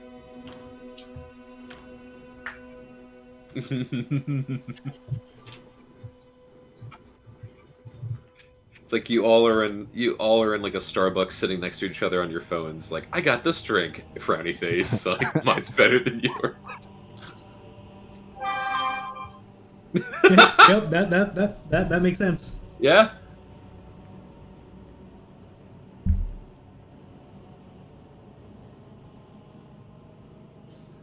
Perfect. Bet you with the Kahlua. I like it. All right. Well, if we're all back, we can dive right back in. So you all fancying around the bar, having some bar talk and planning out the day. Santis comes back completely covered in ash. Some of his like apron has been cindered, and you see what appears to be an imp tail dragged over his shoulder. And he's like, "Geez, they're having a party today. I kind of want to go back, but maybe I'll wait like a little bit for it to calm down." You do this a lot, like just go to the 9 hells and back in 30 minutes. I mean, I technically live there, so it's kind of like a commute across town. But you know, You should show us your place sometime. I mean, if you want, I mean, the door's right there. I could have you take a peek in. You sure we would come back out? I have no idea. Well, one more thing Look down at the me. bucket list for later, boys. All right, so we'll make a little field trip to hell when we come back from this little ordeal. Maybe. All right. Okay. Well, let's get this going. All right. And just for sense of style and also preference, would you rather be teleported there? Would you rather be horseback there, carriage, atop an elephant? What's kind of your go-to for this? Whatever gets us there faster. Teleport, yeah. Teleport. Okay, gotcha. Can you teleport us on top of an elephant? Can teleport on top of an elephant. I was gonna say real quick, out of character, I just want to point out you guys are 100% missing out on prime Prince Ali moments here. Exactly. Oh, that's what I'm thinking, like, as far as style of, like, what kind of family disruptive event are we trying to make this, If we want the elephant, you're going to have to wait another 30 minutes, and I'm going to have to take another detour through hell. But I know a guy... Just teleport us. We don't need elephants. Okay. No, that's fine. And I'm also saying this as a bear. I've seen weirder things, believe it or not. For the rest of you, here are your glamour potions, and distributes out to each of you your potion to transform your race into your preferred, new race for 24 hours. Well, all right. All right. Drinks. All right. Drinks all around. Mix it with your I see cocktail. you're down to drink. There you go. All right. And over the course of a minute, you all who drank feel your anatomy or body and skin changing to a new form. So for Baldrus, you become a high elf. You grow even taller in size. Very sharp, pointed ears. You could probably cut meat or vegetables with it if you wanted to. Clyde, you turn into a very standard yet appealing-looking wood elf with massively large, like reddish-brown, fluffy hair. Nasira, you become same height as Nasira is, but a feminine purple tiefling with very similar bone and cheek structures to that of Santos. It's like looking into a mirror. A beautiful gender-bent mirror, but I love it none the same. Okay, well, we are all set to go. Everyone hold hands, and here's hoping I don't mess this up. Okay. I'm going to roll for teleport.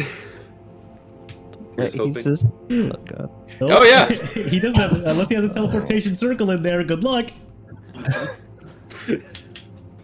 He's like, we're just winging this, baby. Let's go. And he's seen it at least every so often. Yeah, okay. So you all feel this shaking among all of you and disappear with Santos. And there are 8 of you, thank goodness. 6 in the party, a bear and Santos. And so you all are sent through this sort of wormhole-like structure before, after a moment, appearing in what appears to be a back room of a tavern. Oh, shit. Is this Well, here we are. You're in retreat. Do I smell the bacon from the BBB? Which BBB are you referring to? That's in Breaker's Landing. No, there's a lot of BBBs. There's 2 BBBs in retreat. Oh. Ah, It's like a thing. Can Can I smell if my brother is nearby? Make a perception check. I guess if I'm smelling, I got advantage. All right. Here we go. You see Wanye snap his fingers and a bunch of black feathers fly out, and he turns into Wallace, Baldrus's previous pet. And you cast Polymorph. Okay. All right. So, sorry, that threw me off. And that was a crow or a raven? It was like a raven demon, Alan? Was Yeah, it was technically an imp that was polymorphed into like a crow itself. I can take like a raven if you want.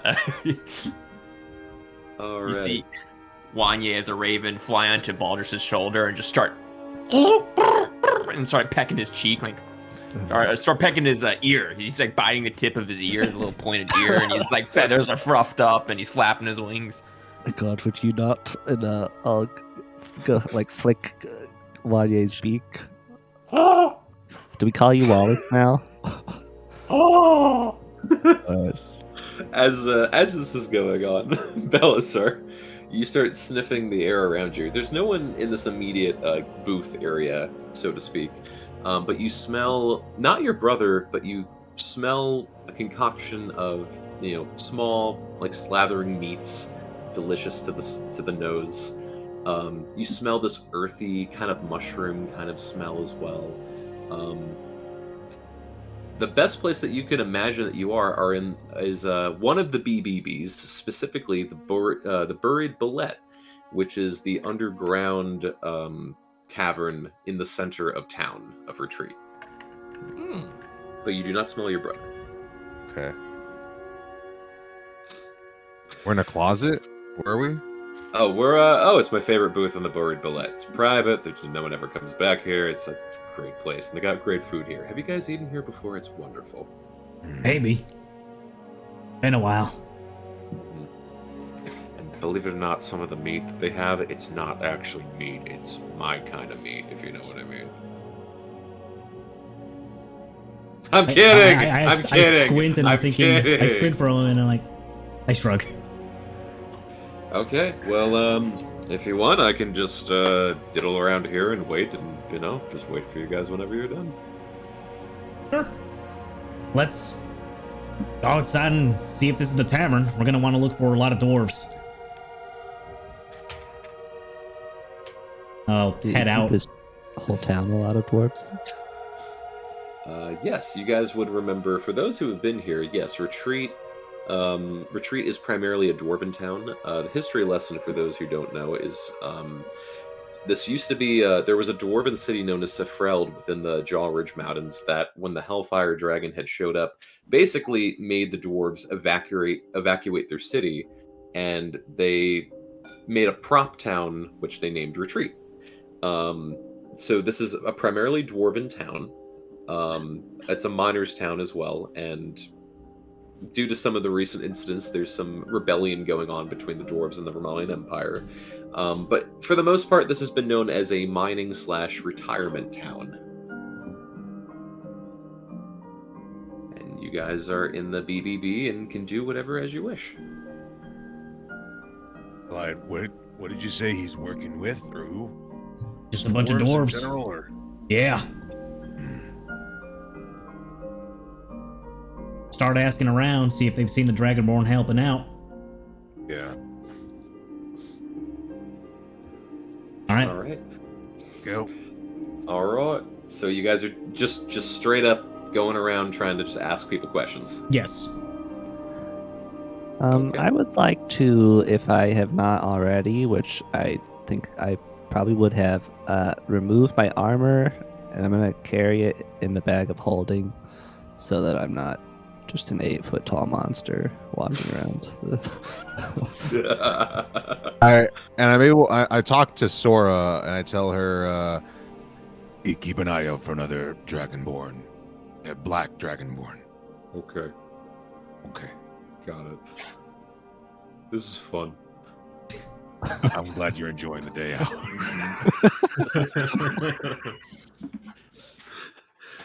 And there is a bit of a panic freak out at first as well as two large bears round the corner from the buried bullet. Not initially known in here, so there is a bit of an uprising. But Is you there guys, someone walking with us? Yeah, we are. Yeah. yeah, one of the tavern The two yeah, eccentric one of the elves. one of the tavern keepers go like, "Gee, what did you two walk in here? What is this?" Settle down. I believe we've got it managed with the special guest. We'll be on Didn't our you way. read the sign? No pets allowed. Oh, I believe arrangements have been made in order, and I'll swiftly slide him a platinum. Who let them in here? I am Silly little offended man. and absurd, and immediately takes the money. Okay, just get out of here. It's fine. Just we'll let this pass. Nasira, as a tiefling in the back, just smiling. Silly little man. The bear can't read. Good one, dear. Good one.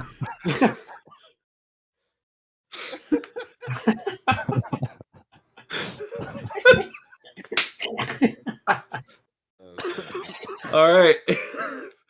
So this little hodgepodge of adventurers and two large bears descend their way up this very thin, spiraling staircase. The bears barely fit through. But yes, you all are now on the surface of the buried bullet. Travel and business at the moment is just business as usual, just not too much going on. All the similar stores and shops and buildings you guys remember are still here. All the Romalian tents from when the excavation of the mountains were here are completely gone. They have torn down shop. And there seems to be a newly erected building with a lot of activity with dwarves sort of picketing or rioting or, passing out orders to one another. But other than that, the town's pretty much the same. Mm, You see the Is raven. this- Oh, go ahead. Oh, I was gonna say, you see the raven flap his wings and it hits you physically on the back of your head, Aldris, just really hard, and then Yeah. picks the top of your ear, and then he flies over to the shop that we went to and starts pecking on the door outside, the one with the axe, Alan. The force that frowned, but I can't say anything, some bird. So he just starts pecking on the door.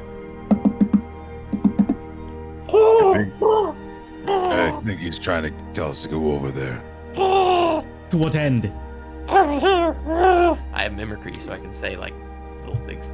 Use your words, bird. Words, bird, words. Years. I'll Peck on the like door. I'll like tap Aldris's shoulder and say, Alistair, care to elaborate? Must I? Baldris is looking like he knows exactly what Lanye wants, but Does this have to do with our business here? no. And that is off. Come on, let's go. Just gonna angrily flap around your guys' head a lot just the entire time. Baldris kind of like side eyes you after you pecked his ears and pulled at them and stuff. I awakened mine. Why didn't you fucking tell us you want to do something here before you traveled here? You hear, ah! Because I'm literally a raven.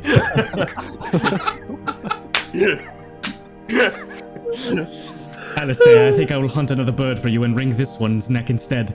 I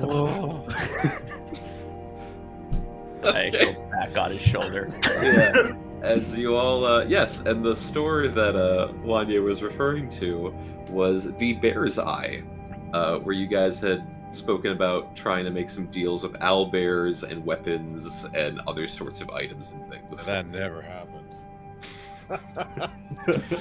You also notice some other familiar places. You notice the blacksmith, otherwise known as the Bee.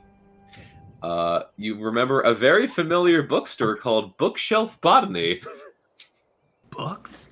Is that the one with the shy elf librarian? Just like Yes. an Old movie. grandma. Yeah. Yeah. Yes, it is also known as the BB. Yes, this is where Wanye was looking for a book regarding the Red Years. Yeah, that's where you found the Red Years book originally. Still have it. You also notice in the distance there is the Brawny Brody Bard, or Brawny Brody Broad, or the other BBB. That's the one that we stayed in, and like that was kind of our. We should go there, I think, and ask them about Black Dragonborn. You say that in character? Yes. Oh, your mask is slipping, Alistair. Right, sorry. I've still got a cold. Alrighty. So I'll say you all travel back to where it all began, technically. The Brawny Brody Broad.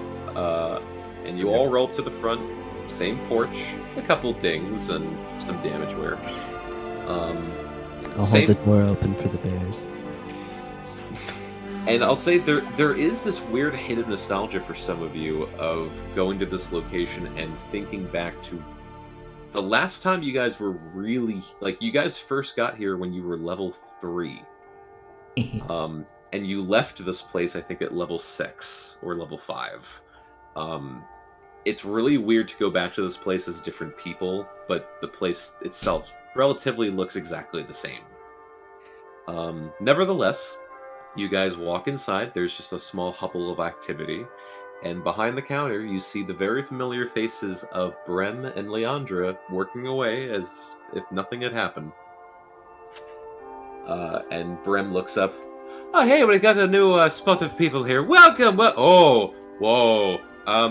Those need to stay outside. Oh, no, right. They're trained. It's fine. And I do like a little balancing act to show them I'm trained. All right, Balasar, make a performance check. Can I assist? Sure. Okay. So I get the advantage? Yes. Yes, and then Sora will also need to do a performance check. Oh, I got a 19. What's performance? Is Wallace good, or can I just perch on the shoulder? Oh crap! Does Sora get advantage? I'll say Wallace can assist on this. So yeah, advantage for Sora. Oh my God! You rolled a 1 See when me you rolled flap my advantage. wings, standing on the back of Sora like little ears. So 19 and 16. Okay, so yeah, it's a little, regardless of you guys' improv skills, it's still a little clumsy. And as you guys get in like a pose and stand upright, the floorboards beneath you creak massively. And they're just like, okay, it's fine. Just please don't break the. Okay, just come in, please, just don't. Okay, we're doing this today, Leandra. I'm so sorry. Okay, just put them in the corner if that's all right. Even though I can speak perfectly, I go. We won't take too long of your time. I just wanted to ask, has there been a Dragonborn staying here lately? We're supposed to contact them, and they didn't quite tell us where to meet them. A Dragonborn? Are you like a... Yeah, like... It's a very funny accent. I've never heard that one quite before from away. Are you from, you're from Jubik? Of course. Smile. Okay. As far as the Dragonborn, I don't think I've seen any Dragonborn around here lately. Leandra, have you? Leandra's just, it's fine. See, she doesn't know exactly where it's at. We've never seen... Insight check. You may make insight checks. I go up to the counter, like I'm like kind of like my head's like chin's kind of just resting on the counter right now. I have a plan, but everything else I'll play out. What the? Just. Now, dear. I guess I'm so sorry. Damn it, Venturers, I hate everyone. Okay. And as far as you can tell with the insight, oh yeah, he absolutely knows who. You know, he's paid to keep secrets. Yeah, listen, I'm sorry I couldn't be able to help you. I know the bear's kind of big. It's pretty distracting. And very as he's looking at the bear, he's just seeing like, knows where the fuck the Dragonborn is. God damn it!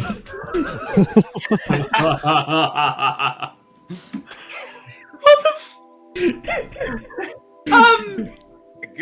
that be an intimidation? Intimidation, please. Such excellent mimicry. I didn't know I taught you so well. Can I just point out as you're rolling that while this is happening, I'm actually just looking around the shop at items. There's not really. It's more of a tavern, tavern. than a Yeah, shop. it's like an inn. Oh, it's I thought it was a shop. Just steal a chair.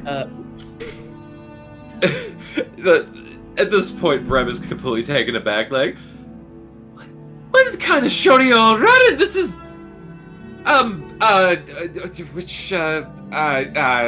which one are you talking? Which one are you talking about? Black scales. Helping out the dwarves. That ring any bells? Which one are you talking about? Nothing comes to mind with what I've said? No, plenty comes to mind, inside and outside of situation. But there's more than we have 2 black-scaled dragonborns. Say his name. I say to the side of my mouth. Say his name. Malasar. If you could guide us to Malasar, please. Malasar. He's kind of wanting to be private. Oh, he's told us that, dear, but we're here to meet with him. You had a bit what? We're here to meet with him. Oh, you're here to meet with him. Okay, I'll speak very proper for you. How about that? Okay, now we're speaking similar languages. Okay. He's in town still. He's helping a part of the rebellion that's been going on. In fact, me and Leandra over here, we've been sort of schmoggling with it for quite a while now. Actually, we went to court for it too. And how's that turning out? Rather terribly. But anyway, if you wanted to see him in particular, he's probably in the town hall, like the main rebellion hall, in one of the private rooms. I immediately get down from Wonderful. the counter and exit the tavern. Claws scrape against the counter. I turn back. You guys just hear, but I'm like, Sora, come on. Come now, Bloodberry, let us be off. Oh boy, oh boy, oh boy. Sora looks at you. I know that was directed at Balasar. I know. Sora still looks at you. Is the chair that Watson broke still there? Absolutely. Why? You see my little raven form? He's gonna like start hopping over. He's gonna hop on it. Yeah, this And place he's has seen gonna better hop down days. off of it. All right, so Balasar bursts out through the front door as well as Sora. Brem just in surprise, like, can you just please control your bear? Just get out. If you're not buying anything, just get out. This is them controlled, dear. And I walk out. What just happened? All right, well, You might want to pick that up. I'll be off.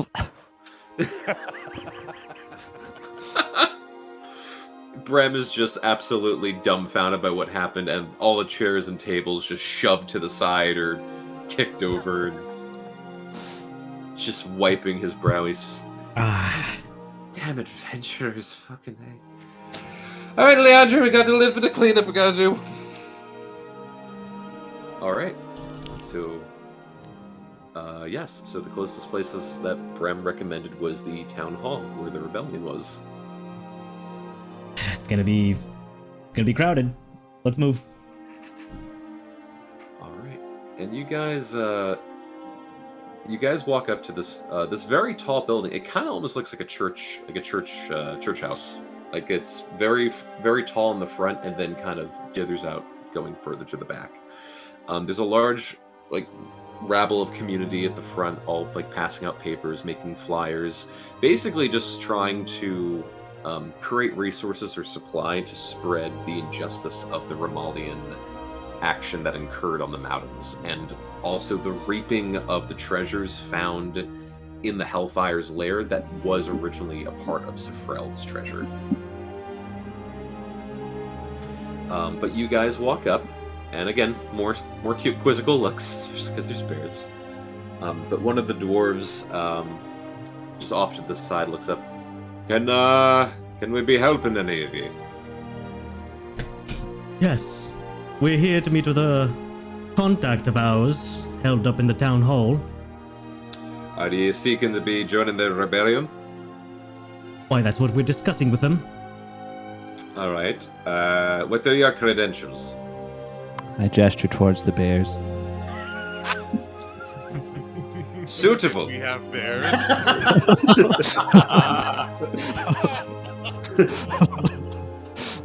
Most suitable, yes. We do not have bears as of yet, so yes. This is very good. This very good addition. Very helpful for rebellions. Bears are.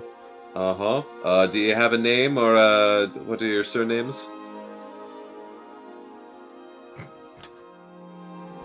Pantons. Pantons. Okay. Now, we are here to meet with a Malasar. Wait. That is your group name, Pantons? Yes. Okay. And who did you say you wish to speak with? A dragonborn by the name of Malasar. Malazar. Let me check my records here. Oh, so sorry. It seems he's left the town again. He's gone north a step. Inside check?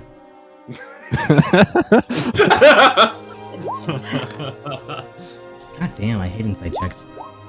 I love inside checks. Yeah. Sheesh. All right, Clyde, you're kind of more focused on keeping up the. Yeah, yep. You're kind of thinking like Pantons.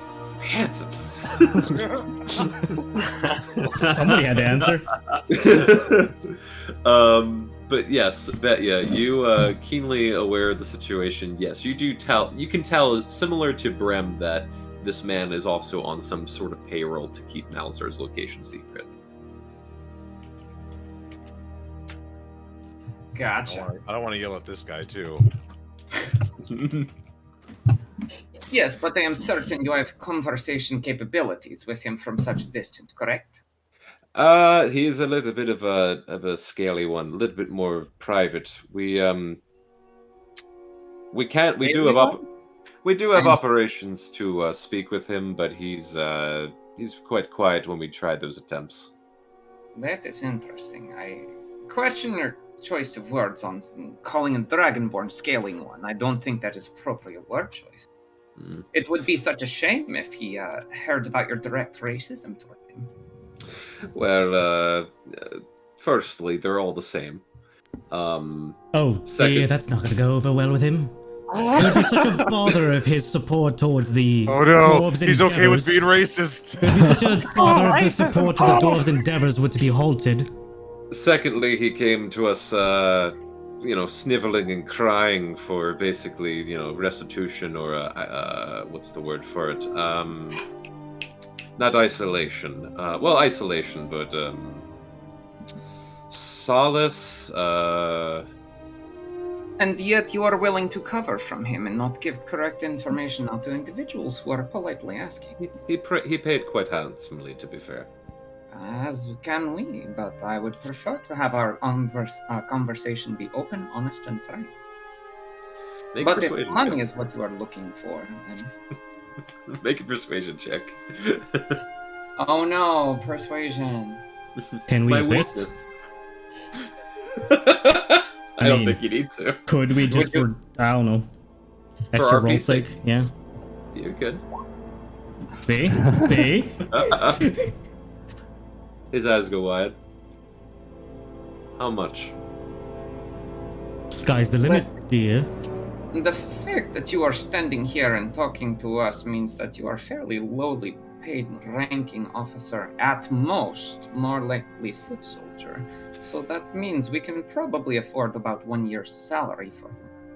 We, technically with our rebellion of sorts, it's fully funded by ourselves, so we're not paid by enterprise of sorts. Excellent. That means your salary is very shit. So we can afford it. A very blunt way of putting it. I like the words on that. Yes, our salary is quite shit. And this Dragonborn paid quite handsomely and is responsible for some of our efforts to make progress against the Romullian dogs. Are you aware of where that money's come from? I don't ask questions I don't care to know answers to. And what if it traces itself back to you? What do you mean? There are some hands, if you've heard of Janglebrook. Hands that he's crossed and likely taken from. We don't talk about Janglebrook. Right. No. But Janglebrook always... But Janglebrook, especially the Lucky Luck, always loves to talk about you. Well, as far as I'm aware, the Lucky Luck is under massive renovations, and by renovations, I mean closure. So it doesn't seem to be much of a problem anymore in case people start looking. Sorry, sir. I don't mean to be a bother, but you do know where Malasar is currently? Yes? Yes. Okay, Baldrus's eyes flash red, and he's going to use Charm, the vampire skill on this guy. Yeah, you fuck it. Just fuck it. I don't give a fuck anymore. What save? Need a wisdom saving throw, please. What's the save? 17? Damn. Hold on a sec. I need to look at my... Hold on! Okay. Can we just persuade him? We tried. I don't want to pay this guy. He was just talking in circles, and he kept going on and on. Yeah. Yes, we offered him Granted, I was about to like just outright be like, pay him. money. We offered. I said price. He did not accept initially. It is his fault. I'm ready to do Nisiri. Yeah, I kind of thought it's, you know. So, I just double checked. I'm not kidding you. He rolled a 16, and he has a +1 to wisdom. Okay. And his eyes do kind of sparkle just for a moment. I do, yeah. Like I said, I know where he is, and he's located in Steppe, just north of here. I nudge whoever's closest and out of the side of my mouth. Pay him. Perhaps this will jog your memory. I'll produce 50 platinum plus 100 gold. I'm going to try and sneak up next to him. You see the raven pulling that Baldrus's ear as he notices his hero. It's a pretty public scene. It's just out front of like the church-like building, and there are others around, so you can mosey up next to him, but it's going to be very obvious. And as far as money, he does look at this. Very tempting offer. We were paid higher by him, however, but it is appreciated. I'm going to put my arm around his shoulder and say, "Hey, friend, how are you?" He just stares at you. Let's maybe Listen, not take this too far. it's a lovely day. It's so nice out. Everybody's having a good time. I'm gonna ready myself to charge inside if shit goes out off the wall right now. We're not making any trouble for anyone. You're going to get something out of you've gotten paid by the other guy. He's giving you money. Is he giving you more money right now? The money is very much appreciated and willing to accept. However, if you have something else in mind or something else to offer, I could make some sort of exception. What do you have in mind? We've lost our home, and we're trying to take it back. At least what pieces we can get of it back. If you have anything of that nature, or some offering of work, we'll be willing to assist on this, possibly. You see, does Wanye have a capability of like critical thinking as a raven? It's polymorph. I don't know. If so, there's something he's gonna do right now. I'd say yes in this case, but just barely. All right, you're gonna see Wanya. He's gonna flap his wings. He's gonna like blow Baldrus's hair a little bit over his little ears, big ears, and he's gonna jump into his bag of holding. And he's gonna try to get that Sefreld axe head out. And he's kind of with his beak, and he's like trying to fling it and lift it out of that physical bag. And he's gonna drop it onto the ground. What is this? Trouble with your bird? Home! Home! Fine. I'll pick up the axe head and I don't know. The text is still on it, right? Still on it. For the glory of Sefreld. Look, we are allies to your cause. We just need to get things rolling here. It's very urgent. His eyes go wide, and as you hold up the axe head, some of the other dwarves notice, and eyes stuck on it as well. Where did you get that? Oh fuck. Home! Home! We have been in and out of your past home several times in order to expedite its freedom, and that is exactly why we are coming here to talk to Malasar. So the quicker we can, the quicker you will get your home back. Please and thank you. One more persuasion check, please. Come on. Please hit this. Advantage? Rating? Nice. He looks at this axe head and sees the writing on it. The platinum on the table, the axe head for the Dragonborn. Deal? The platinum goes on the table. Or wherever it may be. Amelie swipes it. The axe head.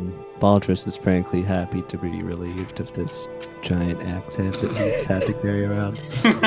For literally like 40 sessions. Yeah, for the entire campaign. So graciously bestows it upon this man. And he very gently and gingerly holds it in his arms and blows off some of the dust on it and wipes it away and speaks something lightly in Dwarven speak. And eyes not breaking off from the axe head. He's in the back. I give a I just immediately start. I immediately start walking in. And I tell Sora, "You're ready to make a distraction somewhere." I follow in behind. Good luck. All right, and you guys walk. I'm gonna go around the back of the building. You guys walk into and around this large church-like building, and you see a couple dwarves in there. It seems like it was an old church, but reconverted, and no one was going to mass. Some of the pews have just been, converted to benches or shoved to the side. And as you walk in, you hear this tiny echoing of a hammer on metal, echoing throughout the church. And at the other end, you see this one closed door at the opposite end of the hall where the noise is coming from. Betya is going to lay a hand on Balasar and give him a vigilant blessing. How many? Who went to the back? Didn't we all? I went around the back. I'm following you with. Yeah, I was following. With whoever's here, I kind of come in close, and then also Sora comes in too. I'm just like, I think our best bet is make a distraction. I'll sneak into the room. Whoever can join me, but I'm getting in that room. I'm sure we won't have any trouble getting in. Yeah. You said distraction. Yeah. Sounds like work for Bard. Let's say we make it a Alright. duo. You both got something. And then my plan is as I sneak behind the distracted people, I'm gonna turn back into a Dragonborn and go through the door. Then Okay. let us make it a duo. Are there any quickly- guards in front of the door? At the moment, no. There's it's just kind of this rebel alliance of dwarves just sort of doing their thing. No one's guarding the door. Just a I wooden want door. I want you to, while you're doing this, take Sora, and I'm telling her, if we don't get enough for the if they don't get enough, like, double down, do whatever you can to make a bigger distraction. Okay. Okay, I love you. Is anybody coming in? Is anybody coming in with me, Clyde and Betsy? You guys are Distracting. Wallace is gonna fly above the counter and help distract. Okay. And whoever went to the back, I forgot who again. And Nasira went to the back. Oh, Nasira. Okay. Yep. I give you a bardic inspiration, Balasar. For 10 minutes, you have that dice. All right. I'll once I get an idea that's kind of safer to move, I'll go in. Okay. All right. So if you start moving towards the door, nothing seems to stop you at this moment. And some of the dwarves, seeing this large group of newcomers and a bear, are kind of taken aback. But no one's reacting. No one's doing anything. Baldrus is following Balasar still, so. And as I pass the pillar, I just turn back into a dragonborn. Right when he does this, you see Wallace trying to mask him doing that. He's gonna stand right over above this holy relic, this traditional axe head, and he's gonna take a fat, watery raven shit right on it. Nice. Okay. As Balasar, you start stepping closer and closer to the door. The sounds of black. Oh, you guys yep. doing something to distract? I shit on the axe head. Does anyone look at me? Or? We are, I guess, Katya and I are just gonna Battle walk of up to the like a Bards. central probably area and try to effectively just start a song and dance and or I'm just doing performance. this. I'm pulling a Florence and the Machine using my staff. Okay. And I accompany video unavailable. Fuck. Is that a crit fail to a performance check? Sorry, video not available. All right. So you all, in your own right, begin creating distractions. Immediately, everyone's like wondering why the raven is shitting on an axe head. You start swiping it away. A light accompaniment begins. But Balasar, you start walking towards the door and start hearing the sounds of blacksmithing get louder and louder, until you are met face to face with a wooden door at the very end of the church. I check the door. You lightly grab the handle, which it's not like a knob; it's more like a vertical metal strip. No lock on it. I crack it open to peek inside. All right. You slowly open the door, and this wave of heat pushes through the door a little bit, and some smoke billows out. But for what you can see, you see a very a moderate-sized room with some hay and some wooden beam and arches. Again, church converted into other purposes. And for the little bit of the doorway that you open, you notice this round circular stone hearth with some charcoal and fire in it, and this array of metal tools hanging from the ceiling.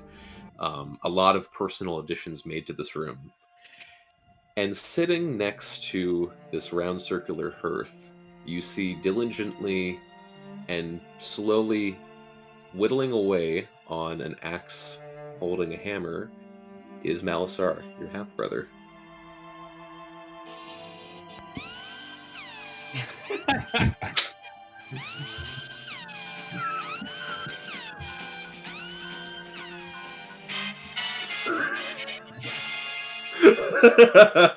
I immediately burst into the room, scream Malasar, and charge at him with both weapons in my hand.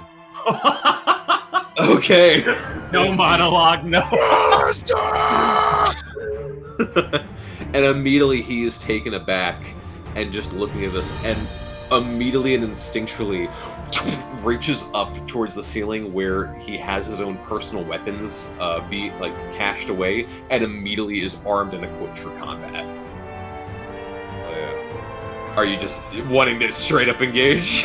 Oh yeah. I burst in and I scream it as I'm charging at him. Okay, we're gonna roll for initiative. You have advantage, Balasar. Oh yeah.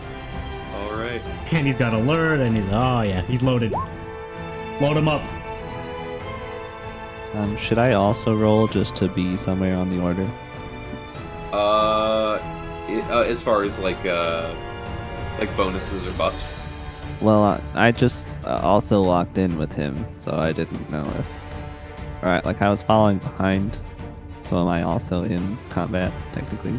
If you want to be, unless you want this to be a brother-on-brother battle.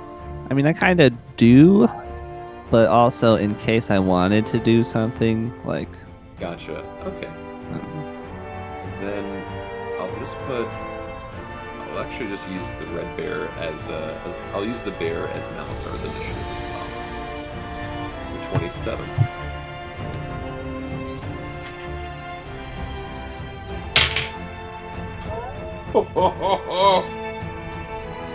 He rolled a nat 20 on initiative. Oh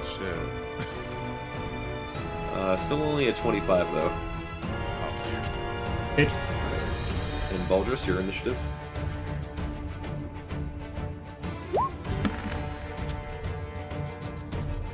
Okay. Alright. So top of the round. Balasar, you're up. So I'm charging, screaming, Melissa! Throwing, swinging my long sword first. That's 24 to hit. 24 does hit. Okay, and then I'm coming back around with the warhammer. Damn, that's 14 to hit. 14 misses. Okay. Swinging it back around with the sword. Damn, 13. I'm sure that misses. And misses then as well. Yeah. One more time with the warhammer. 16 to hit. 16 misses. Okay, so I only hit him with the longsword. But I deal 9 damage. 9 damage, okay. And,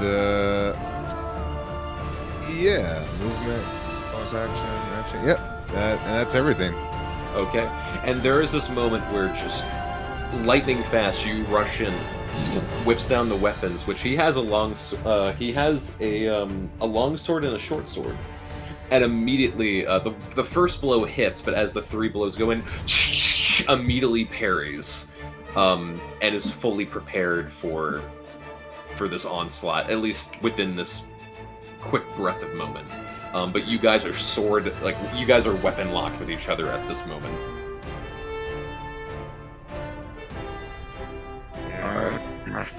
That doesn't mean my turn. Okay, if that's your turn. All right, and you stare, face to face, Malisar, eyes locked at one another, and there's this moment where he just pauses. Balasar, it's been too long. I'm gonna kill you. And immediately hurls out his swords. So he's gonna make 2 weapon attacks against you. Let me see. Only 2. Pathetic. The first one is a 24 to hit. That'll hit. Alright, and the second one is a 25 to hit. That'll hit. Alright. Let me roll this real quick. Bardic Inspiration only works for Attacks, saving throws, and ability checks. yeah. Okay, cool. Alright, that's going to be... First attack is 12 slashing damage. 12 slashing. And the second one is 10 piercing damage. as the swords immediately fling your weapons away, and it gets 2 incisions in real quick with you. I was wondering when you'd find your foul breath back in my face.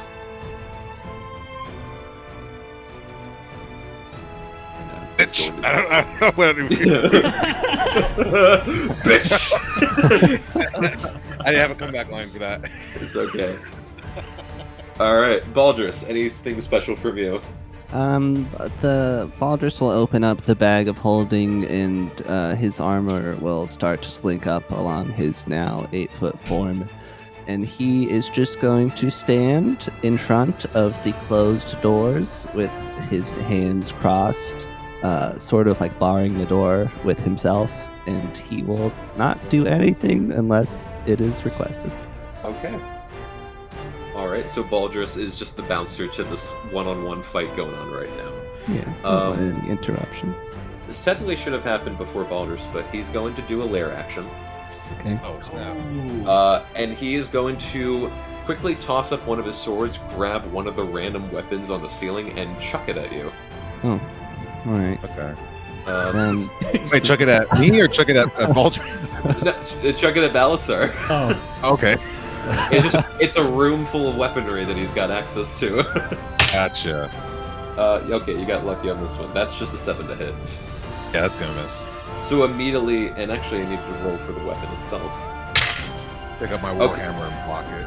Funny enough, he actually reached for a warhammer and just chucked it straight at you, but it goes over your head and bellows and breaks one of the beams of the room. Alrighty, Is that the Balasar. best you got? My turn? Yeah. Cool. Going in at him again with all 4 of these. First is the sword. Damn it, that's a 14. And nice. That's 28 to hit. That's gonna hit. Okay, and then with the warhammer, 14. And let me try one more time. Damn it, 13. Right, so I only hit with the sword again. And you feel this blood just pumping through your system, and just it's throwing you off just a little bit because like the moment is finally here. Yeah, that's a 11 slashing damage to him. Okay, cool. Wow. Yes. And that's it. Okay. And you just get one right across the mouth and cut part of his cheek with it as the scale just flies off. There's plenty more where that comes from. And he's going to attack you again. 2 sword attacks. The first one, that is a soft 20 to hit. That hits. And the second is numbers a 26 to hit. That hits. God Oh. damn.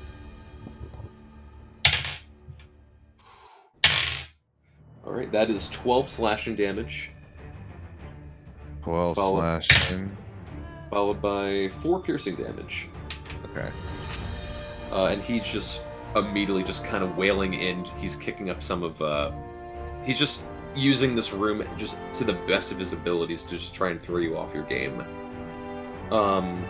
He's then going to use a lair action and throw a random weapon at you. Ooh, that's a 24 to hit. That hits. Alright. Alright.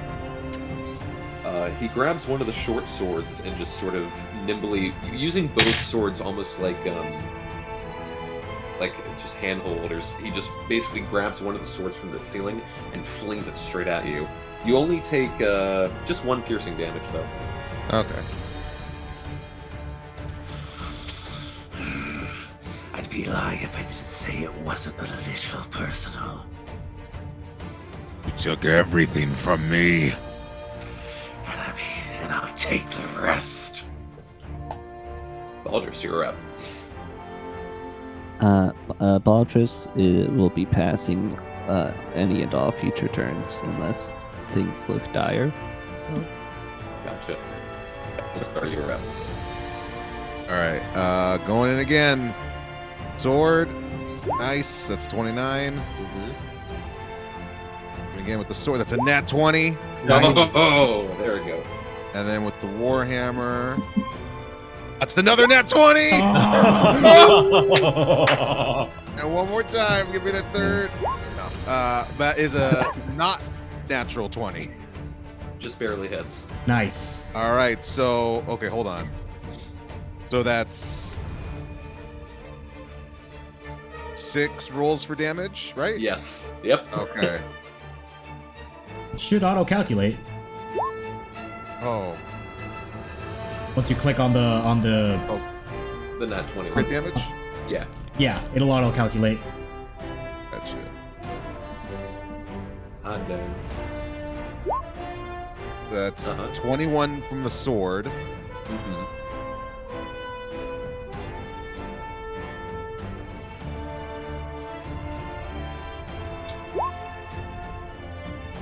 Uh, 31, and then let me.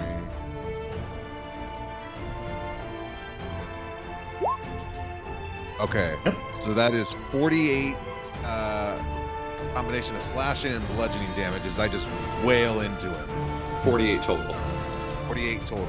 Okay, gotcha. Yeah, you just, rage now billowing through the ceiling, hotter than the flames of this room. You just start wailing straight in, and you get massive hits on him. He has some plate armor, but despite that, you have so much rage and emotion boiling through you. Your weapon goes through the armor, still piercing him. Shows how weak you are. You hide behind armor. I can't just shove him. Is that your turn? That's my turn. I don't hide with armor. I hold my power from within. And you see him inhale, and you see this fire grow inside of his breath. And this massive torrent of flames burn out from him. Both Balasar and Baldrus, make dexterity saving throws, please. Alright. 22, and I'm also resistant to fire. Okay. Damn. 9. Okay, so Baldrus fails this, Balasar succeeds. This massive cone of fire breath billows out from his throat. You are both, well, one of you is going to take half. 15 fire damage. And then reduce to 7 for Balasar. Reduced even further because he has resistance. Yes, so then to 3. And then I kind of chuckle. You think that'll hurt anyone? I'm not noticing that Baldrus is. I'm trying not to squirm, but like it hurts a little. No, but this might. and he clenches his short sword and long sword, and these runes appear all along the sword, and he's going to make 2 attacks with them. So the first one to hit, that is a 24 to hit. Hits. All right. And the second one is a 16 to hit. Oh, misses. Misses. Okay, so only the longsword hits. So you first are going to take. How much is that? 17 slashing damage. Dang. And then you are also going to take. There we go. You're also going to take 8 force damage. As the sword connects with your body and shoves you slightly to the side. And then he's going to take a lair action to throw a random weapon at you. Natural 20. Okay, this one's only going to be a knife, actually. All the things in Nat 20 on. Give me that dash. Where's that dash? There we go. It's going to be... Oh, max damage. That is 8 piercing damage. Okay. As after this torrent of attack, he just reaches up to the ceiling and just backhand chucks a knife straight into your throat.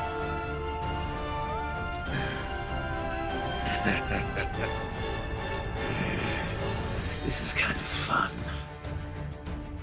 It'll be more fun when I remove your head. Is it my go or? Baldrus, anything else? I don't think so. It looks okay. Balasar, you're up again. I will use my bonus action for second wind. And I'll get back 20 health. Okay. And then, so I can't use. Yeah, so I can only attack now 3 times. But I will go with the sword first. 26. 26 hits, yeah. Yeah, so close. 13. But you know what? Wait. You only roll a d6 with that with the Bardic Inspiration, right? It's likely he has 18 or 19 AC. So I'd save it until you roll like a 15. Yeah. Okay. Hey. And I'll try to get him once more with the Warhammer. And that's a 19 to hit. 19 misses. Damn, it is 20. Oh, okay. Good thing I didn't use. Then I'll use Bardic Inspiration on this one. Yep. So 23. Mm-hmm. Yep. Cool. All right. So it's 1 with the sword. That's 8 slashing damage. All right. And then 13 bludgeoning damage. 13 bludgeoning. Yeah. He's hanging 10, but yeah, it's still it's still a bit ways to go. He's maybe a bit bruised up now. Right. And I can't use another other action, can I? Unless you have action surge. That's what I have, and that's what I wanted to use. Yeah, you can use action surge if you want to do another I'm action. using action surge to go ahead. That would just give you your attack action back, and if you have extra attack, that'd just be 2 attacks. Yeah. Okay, so I'm gonna go ahead and try to hit him. No, they're both the same. Warhammer. Damn. 12. But yeah, so I swing, kind of miss, but that'll be my turn. You have extra attack, right? Yeah, I already used it. You can only do it. to attack again. No, extra attack, I get to attack 3 times. But if you have the attack action, you get to do it again. Oh! Yeah. Snap. Okay. Me remembering this. Balasar remembering this. 23 to hit. 23 does hit? Okay, there we go. That'll be for 10 bludgeoning damage. 10 bludgeoning damage. Okay. Yeah, so yeah, This will be more fun when I have your head. It just bashed him across the face. Alright, is that your turn? That's my turn. Alright. And he's just kind of slightly out of breath, just wipes some of the blood off his face with his wrist. How did you feel when I took them away? And he flexes. He's going to use second wind. And he's going to recover some health. Let me see real quick. Oh, there we go. I slightly messed up there. Such a little brother, always copying me. There we go. So that would have been that. Oh. Sorry, my brain broke for 5 seconds. We're good. All right. So he, at this point, you see his throat glow once again. He regained his dragon breath, and he's going to lay out another torrent of it. Baldrus and Balasar, dexterity saving throws, please. At this point, you might as well just haste Balasar for how much trouble this has caused you.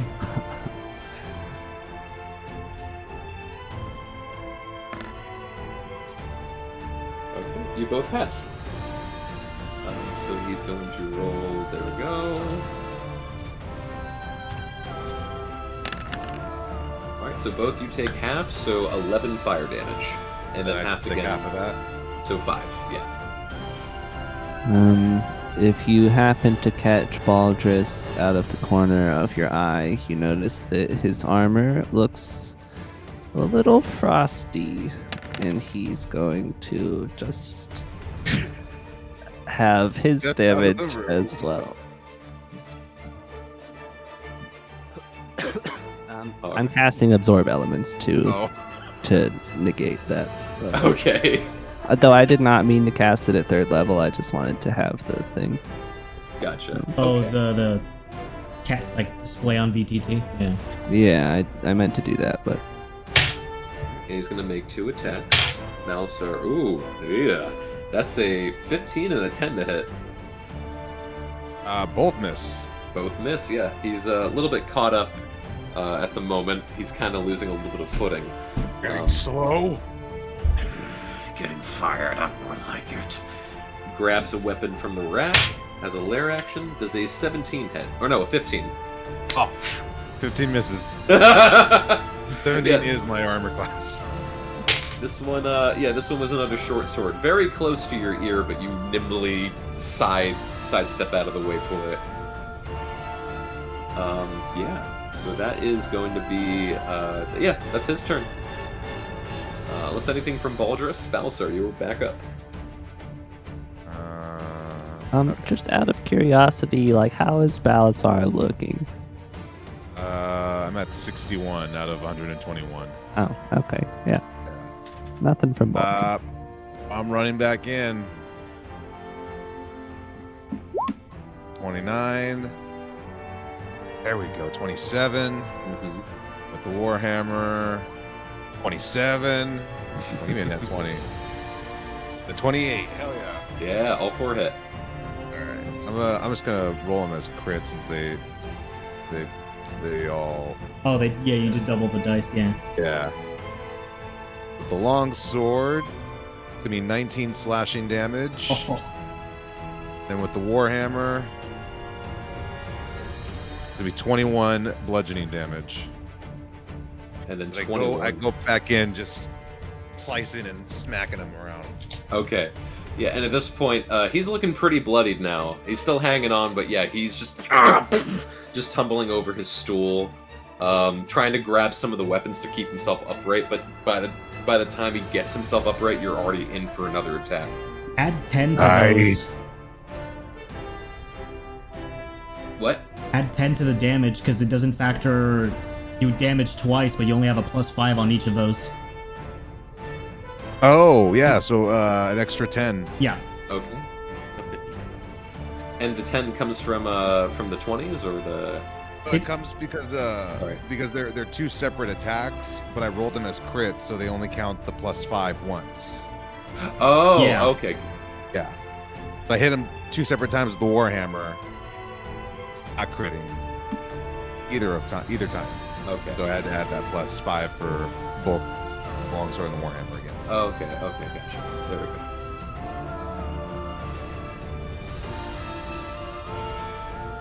To answer your question, I think about what you took from me every day.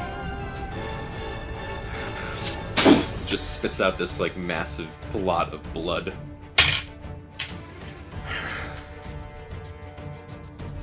Part of me wishes I could take it all back. But we're too far gone for that, aren't we? I just hold up my weapons. I don't even answer them. You know, you always used to be a bit bigger than me. Size, status, power. I think it's about time we change that. And he reaches into his pocket, and you notice he has this vial, which he quickly chugs down, and shatters it.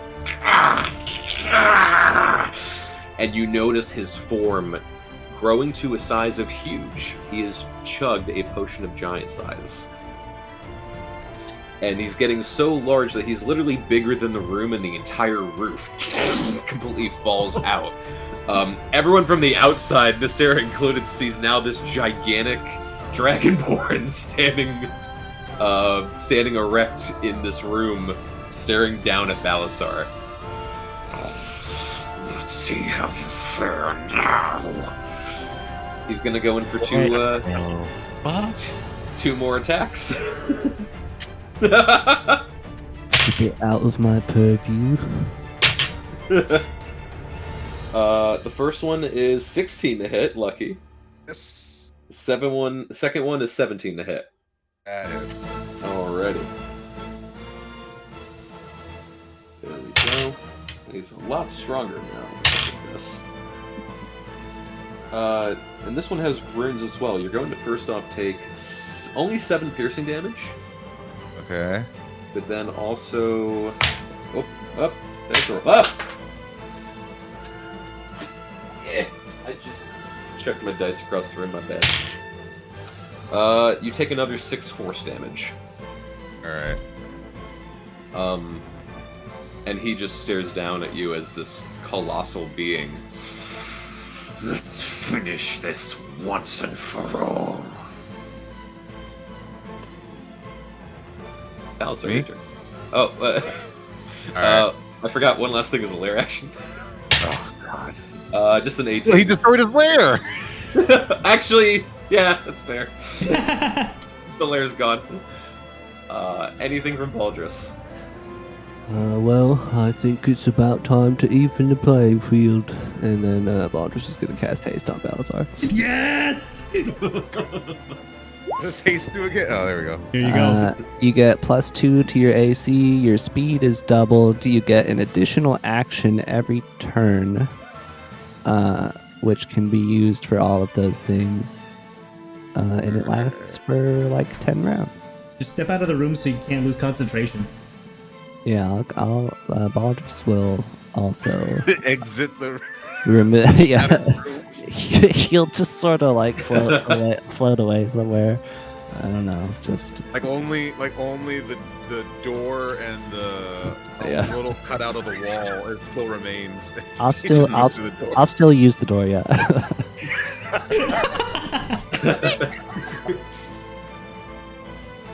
And then I'll just move like 40 feet away, I guess. Oh wait, actually, hold on.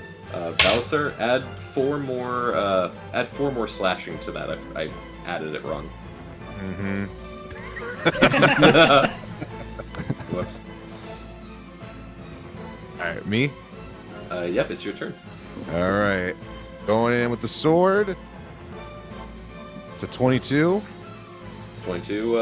Actually, let me double check. Did the AC get bigger? No, 23 hits.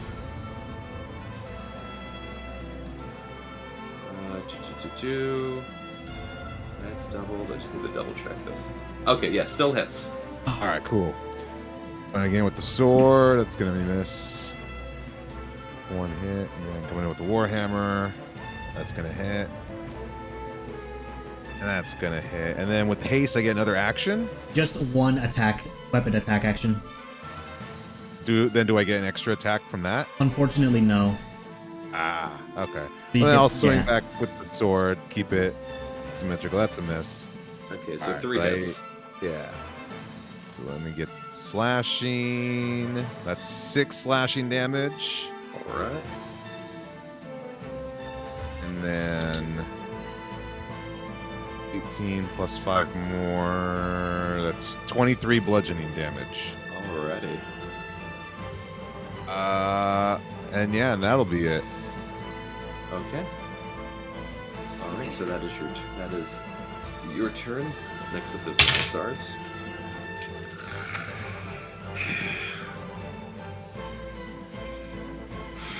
And just like seething rage.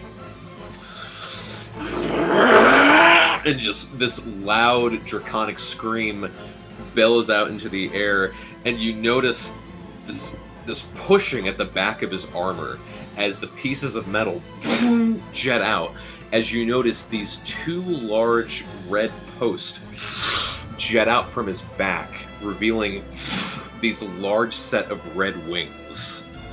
Let's do it. And looks down at Balasar. Sky's the limit, then. He's gonna try and grapple you.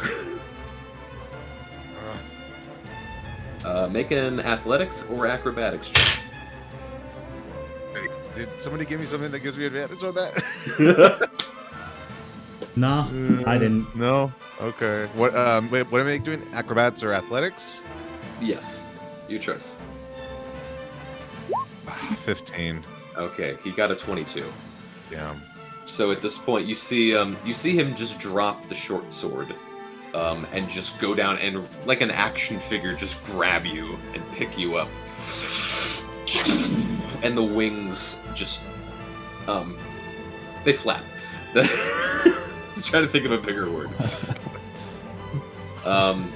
But yes. So at it's 20 feet of movement speed, but you are now 20 feet up in the air as this large formed Balasar in hand is now ascending up into the sky. I can't say anything, but I would yell out to you guys, it's getting worse. I think we'd hear, the destruction of the chapel roof. Now, Can so we do you roll want initiative more of a now? distraction, or are we, Wallace joining poops in on again. this? Poop, Wallace. Could we roll initiative now if we want to get engaged? If you want to get engaged, yeah. Baldrus would be next, given that this is still this round of initiative. So Baldrus, anything you'd like to do for this round first? So like Balasar's maybe said that to be like, hey, come help, right?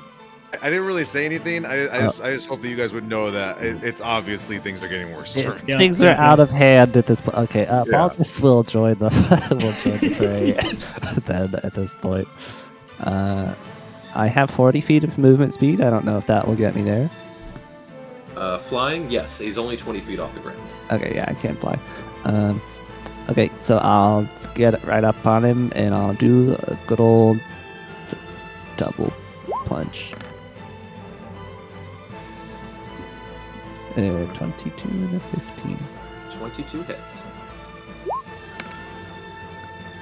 13 thunder damage, and he now has disadvantage if he on any attack that is not against me. That is not against you. Okay. Yeah, so anyone else disadvantage, me fine. Okay. And that's my turn. Okay. Should I roll initiative? Or? If you want, who wants to join combat? I do. Wallace does, I guess. If you can think. Where did Wanya's token go? I have no idea.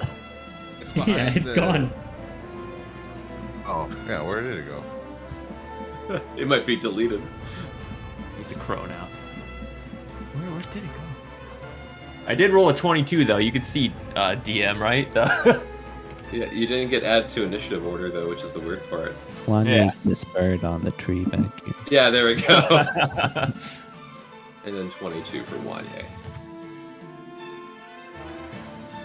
This here's just out behind the building, looking at the fight on the other side of the wall.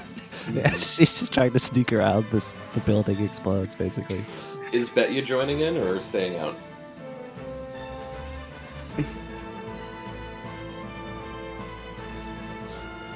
Dylan? She's too busy jamming out. Yeah. Yeah. The performance of my life. Yeah. It's like on fire. And I just playing leave the banjo. solo to her as I go rush off. Okay. Alright, Clad or Balasar, I don't know what your decks are by comparison. He definitely has a higher dex than me. Okay. Yeah, my initiative's 11. Alright. Oh, I meant Dex is a +3 or 16. Yeah, it's fine. Alright, Balasar goes first. Alrighty. I can still attack him, right? Yeah, you're just grappled. Cool. I'm gonna go ahead and do that. So here goes the sword. Nice. Sword again. Not nice. Warhammer. Cool. And Warhammer again. Ah, damn. Then I still have haste. You still Do have haste. one more. Yeah, you got haste for like 9 rounds. Oh, nat 1. That's honestly the amount of times you've rolled. Yeah. It's great. How many was that again? That was Just 2. that's 2. Yeah, okay. That's what I figured. Alright. So it's Oh. 6 bludgeoning. Oh god. And then 6 slash 12 in total. God, Okay. that one. It's good to get him out in the damage at least. Yeah. true. All right. Yeah, not yeah, I just kind of keep on slashing into him. I don't give it up. and not expecting Malasar to have some type of wing capability. It does kind of throw you off a little bit, but regardless, just with what you can, you just start stabbing into him as best as possible. And that's gonna have to be my turn. All right, Clyde, you are up. I will stop playing my performance and let Betya take over. I will run 30 feet towards the back, see if I can make it. Would I be able to see Malasar within 60 feet of me if I move? Yeah. All right. Seeing him having roided out, gotten bigger, is flying. I will cast Vicious Mockery and say, "Yeah, I knew it. I knew you were as much of a loser as Balasar said you were." He needs to make a Wisdom saving throw. All right. Nat 1. He takes 8 psychic damage, and he has disadvantage on the next attack roll. And as a bonus action, I'll give another bardic inspiration to Balasar. Alright. And as you say that insult, you just hear Balasar will hear this more than anyone, but you just hear quietly and with so much bass, "Shut up, shut up, shut up, shut up!"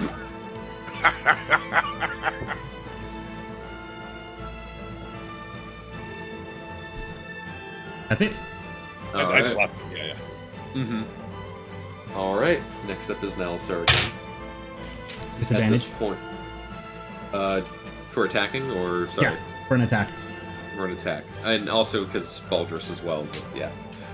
Sorry, brain. Oh yeah. He's double disadvantage basically. So at this point, he's going to ascend even further, another 20 feet. So he's 40 feet in the sky. And Malasar just looking down at Balasar. Never thought it would end this way, wasn't it?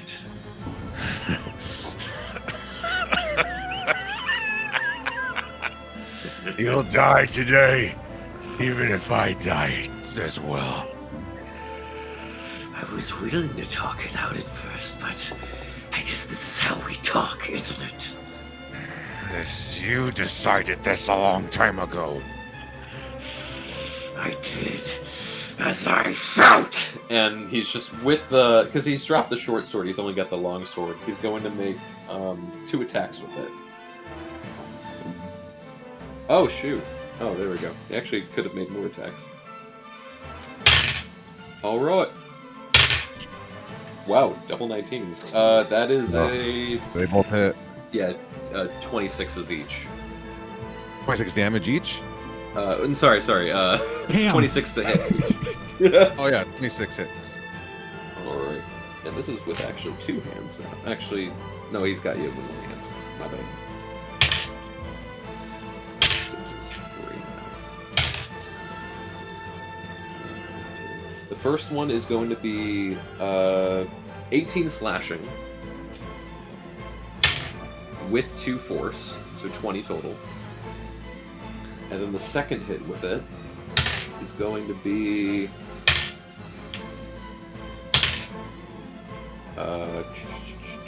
Wait, they're 19s?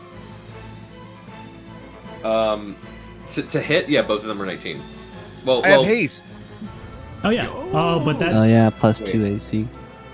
Oh wait a minute, hold on. Oh wait, so actually, wait, hold on. Let me back this up because I forgot a disadvantage. Yeah, all both his of them. attacks are a disadvantage. The first attack is Let me 26. add back that 20. Sorry. Yeah, so let's roll this back. Yeah, the first attack to hit was 26 to hit. I hit. Okay, and that's a disadvantage, which was the 18 slashing with 2 force.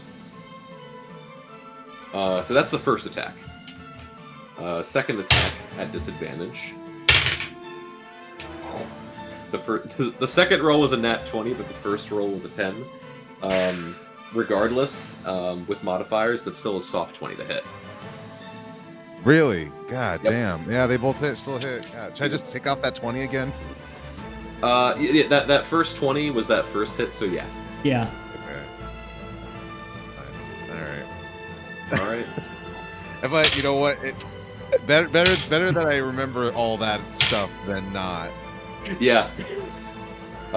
10 slashing damage with. Actually, yeah, 5 force. How you looking right now? I've looked forward to killing you and my death. No matter what, I'll end this day with a smile. I'm at 9. You're at 9? Okay. As will I. Alright. Still flying up. Next up, Wanye.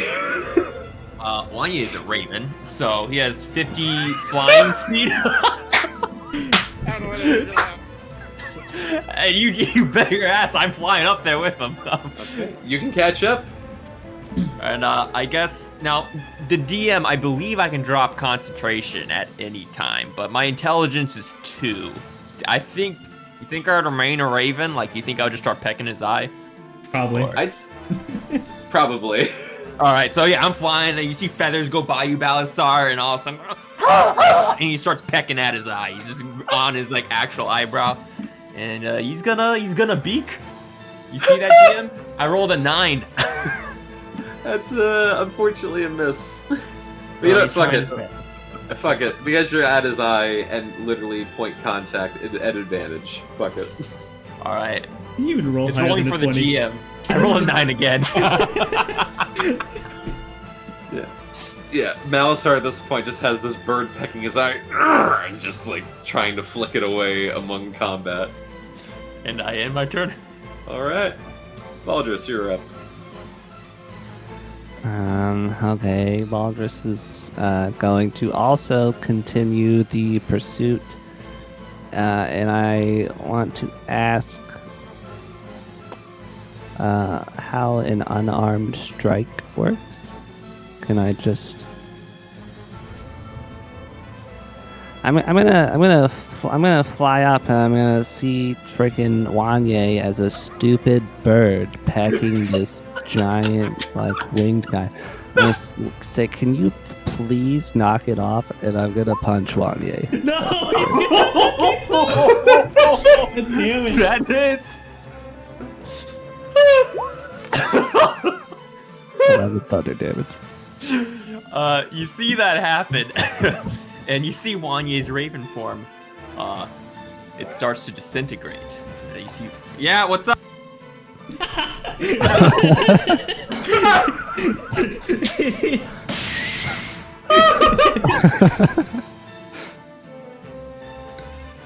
Oh my god.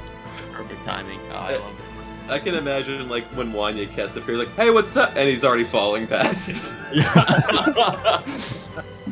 No, but as you see his like raven form disintegrate, like an Attack on Titan when they start to see Wanye transform back into his regular dragonborn body, and all of a sudden he starts burning down, and you see his eyes glow bright orange and his veins glow bright orange, and he's going to transform into the adult red dragon. Midair. God damn it. We're not that subtle, are we? You are not that subtle. Nah, our cover's been blown. It's too late. That'll roll over into your next turn, Andrew. But yeah, essentially a raven got blasted by Baldrus. Wanye appeared, and then transforming as you're falling into an adult red dragon, essentially. Yeah. Anything else, Baldrus? I don't believe I can disperse my 2 attacks per action, so I will hang out. Okay. All right. Top of the round, Balasar. Are you ready to die, brother? Start slashing at him. All right. That's a 20. You have Bardic Inspiration? Wait, does the 20 not hit? No, because he's big. Wait, is it? What? Didn't his AC change? No, his AC stayed the same. Oh, okay. I thought What it was did, his- but Did the 20 hit? The 20 just barely hits, yes. Okay, cool. All right, I'll save that bardic inspiration. Going again with the sword. That's for sure gonna hit. Going with the warhammer. Going with the warhammer. That's for sure gonna hit. All right. Going with the warhammer again. That's for sure gonna hit. And with the haste, moon touch sword. That's for sure gonna hit. So 5 hits. All right. Fantastic. So do this one at crit, so I can 14. So it's 19. Mm-hmm. So that's 29 slashing damage. Okay. And then 34. 15. That's Oh, wait, no, never mind, that's sorry. 18 bludgeoning damage. Yeah. Okay, so you close to your last leg just start wailing in on Malisar, just start going, and just blood in your eyes just start slashing and cutting and slamming away.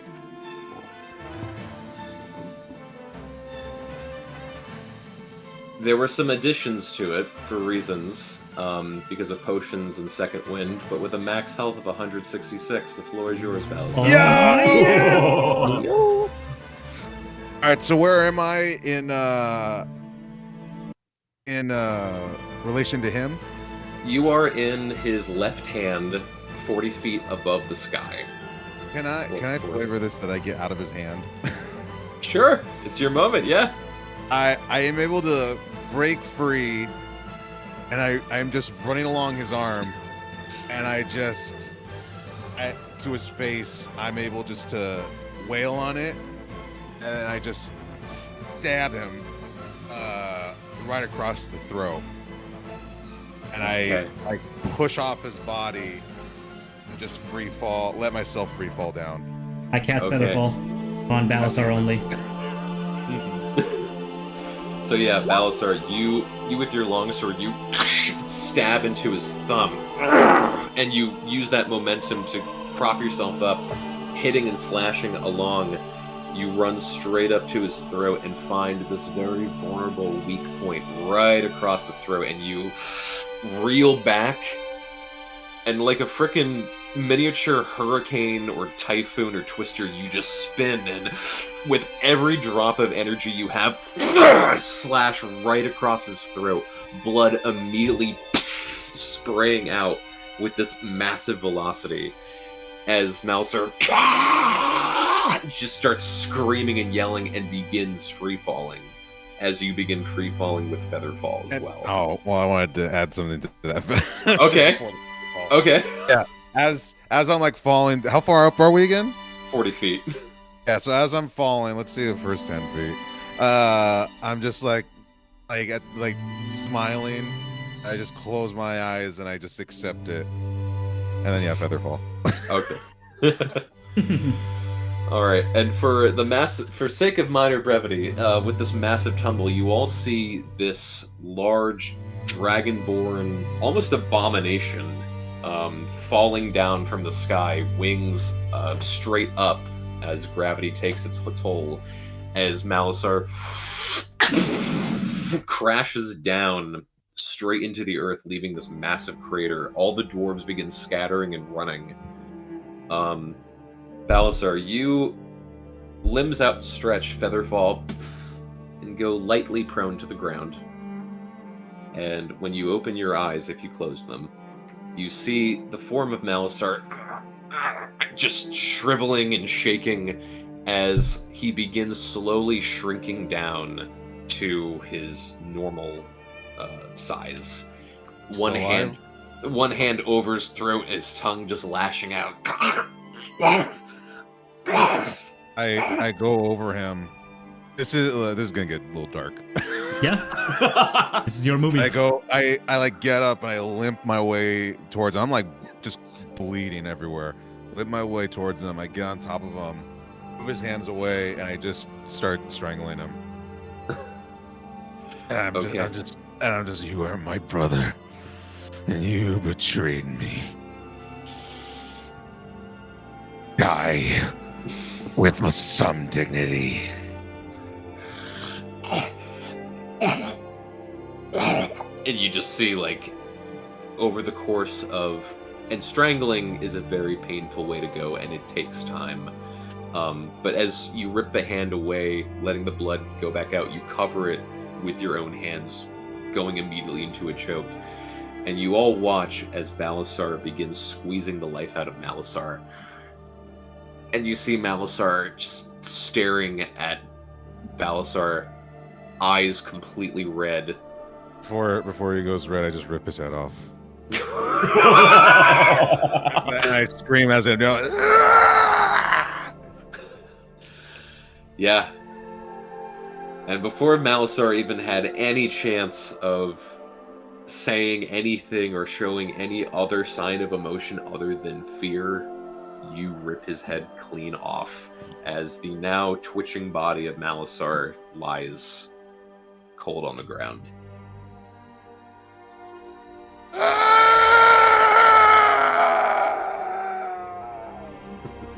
Screaming on my knees. I'm just sitting there, just covered in blood and bleeding out. Wanyi's gonna walk over to where Malasar's sword is and gently take it in his maw, and then walk over to Balasar and present it to him. And I'm just still on my knees. I will cast Healing Word at 5th level. Heal 14.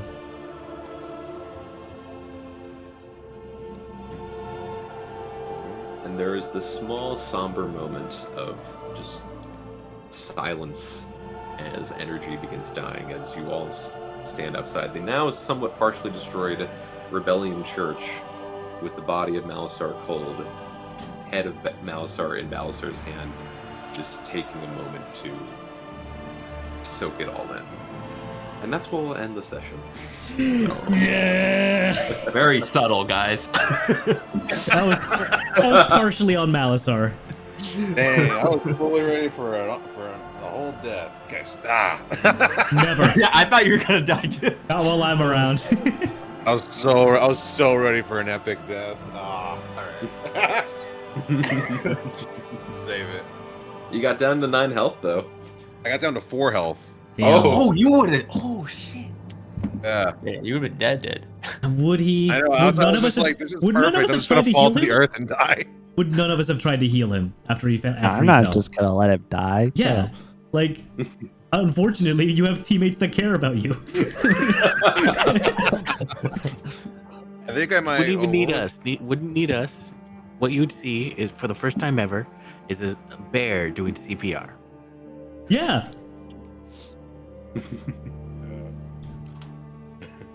All right. Hot dang. That was awesome, Tim. Happy to serve. Yeah, that was great. And I was just like, I wonder if he's going to talk or if he's just going to bolster right in. Oh, yep, he's just breaking right in. Okay. No talk hands. I had a whole idea about the first meeting. I was just like fully ready for the same plan. Charge in no matter what. Classic Balasar. All right.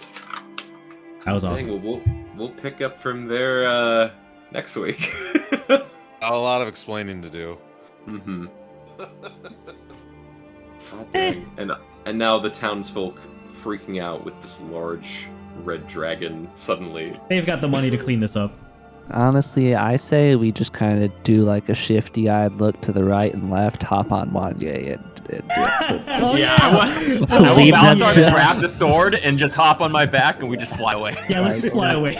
leave them to there. Like it, dealing with it ourselves. There's no way it's gonna go properly. So let's just leave. Also, you guys all look like elves. Yeah. So there's just Nobody a couple even of knows elves who hopped did on a this. dragon. That's gonna be on the report. I'll allow them to fly away. I remember that there's a certain someone waiting for us to report back to him. I'm sure he I was won't saying- care. I was also saying like we just fly out of the immediate area, and then just double back. Yeah, I mean we could like talk to him or something, but Yeah, that's fine. Till next week. Did this fight get us to 14? Yo. Oh, 14. I didn't think about that. Question. Probably if you guys are going to Fort Worth, that's what'll bring it to 14. Oh, This was I mean, more of I a think- story. This was more of a character arc moment. But Oh, yeah. Yeah, I think I might start multi-classing. I might do a paladin Ooh. after this. Ooh. Originally, I was gonna, if like we were gonna level up beforehand, I might have taken into, and we got caught, kept on getting closer to Malisar. I was gonna level up to barbarian. But yeah, I might dip my toe into paladin. There we go. You've Oh. gotten your revenge. Now it's time for you to seek out God. And That Make peace. well, I found what was that one? What's that one? That's the pacifist paladin. Oh, that would be sick. That's what I was thinking. Yeah. Nice. That'd be It's such a- a change of pace. It's the next chapter. That's awesome. Calm Balasar. New story arc unlocked. I'm basically gonna go through my Thor 11 Thunder moment.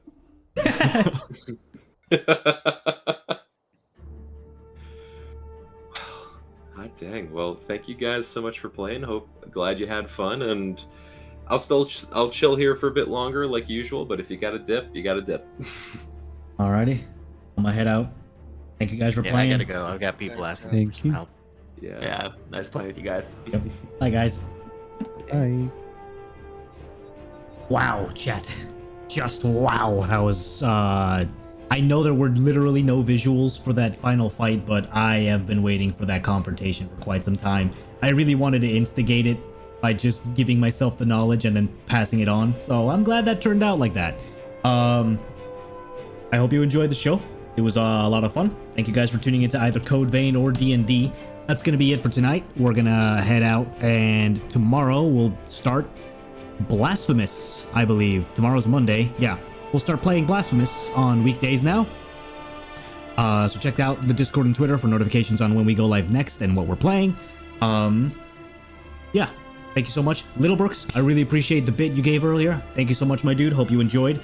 Flair, thanks for playing with me. And Azenda and Yan, thank you for watching earlier today. Really appreciate it, guys. I'm gonna head out now. So thank you for watching and have a good Sunday.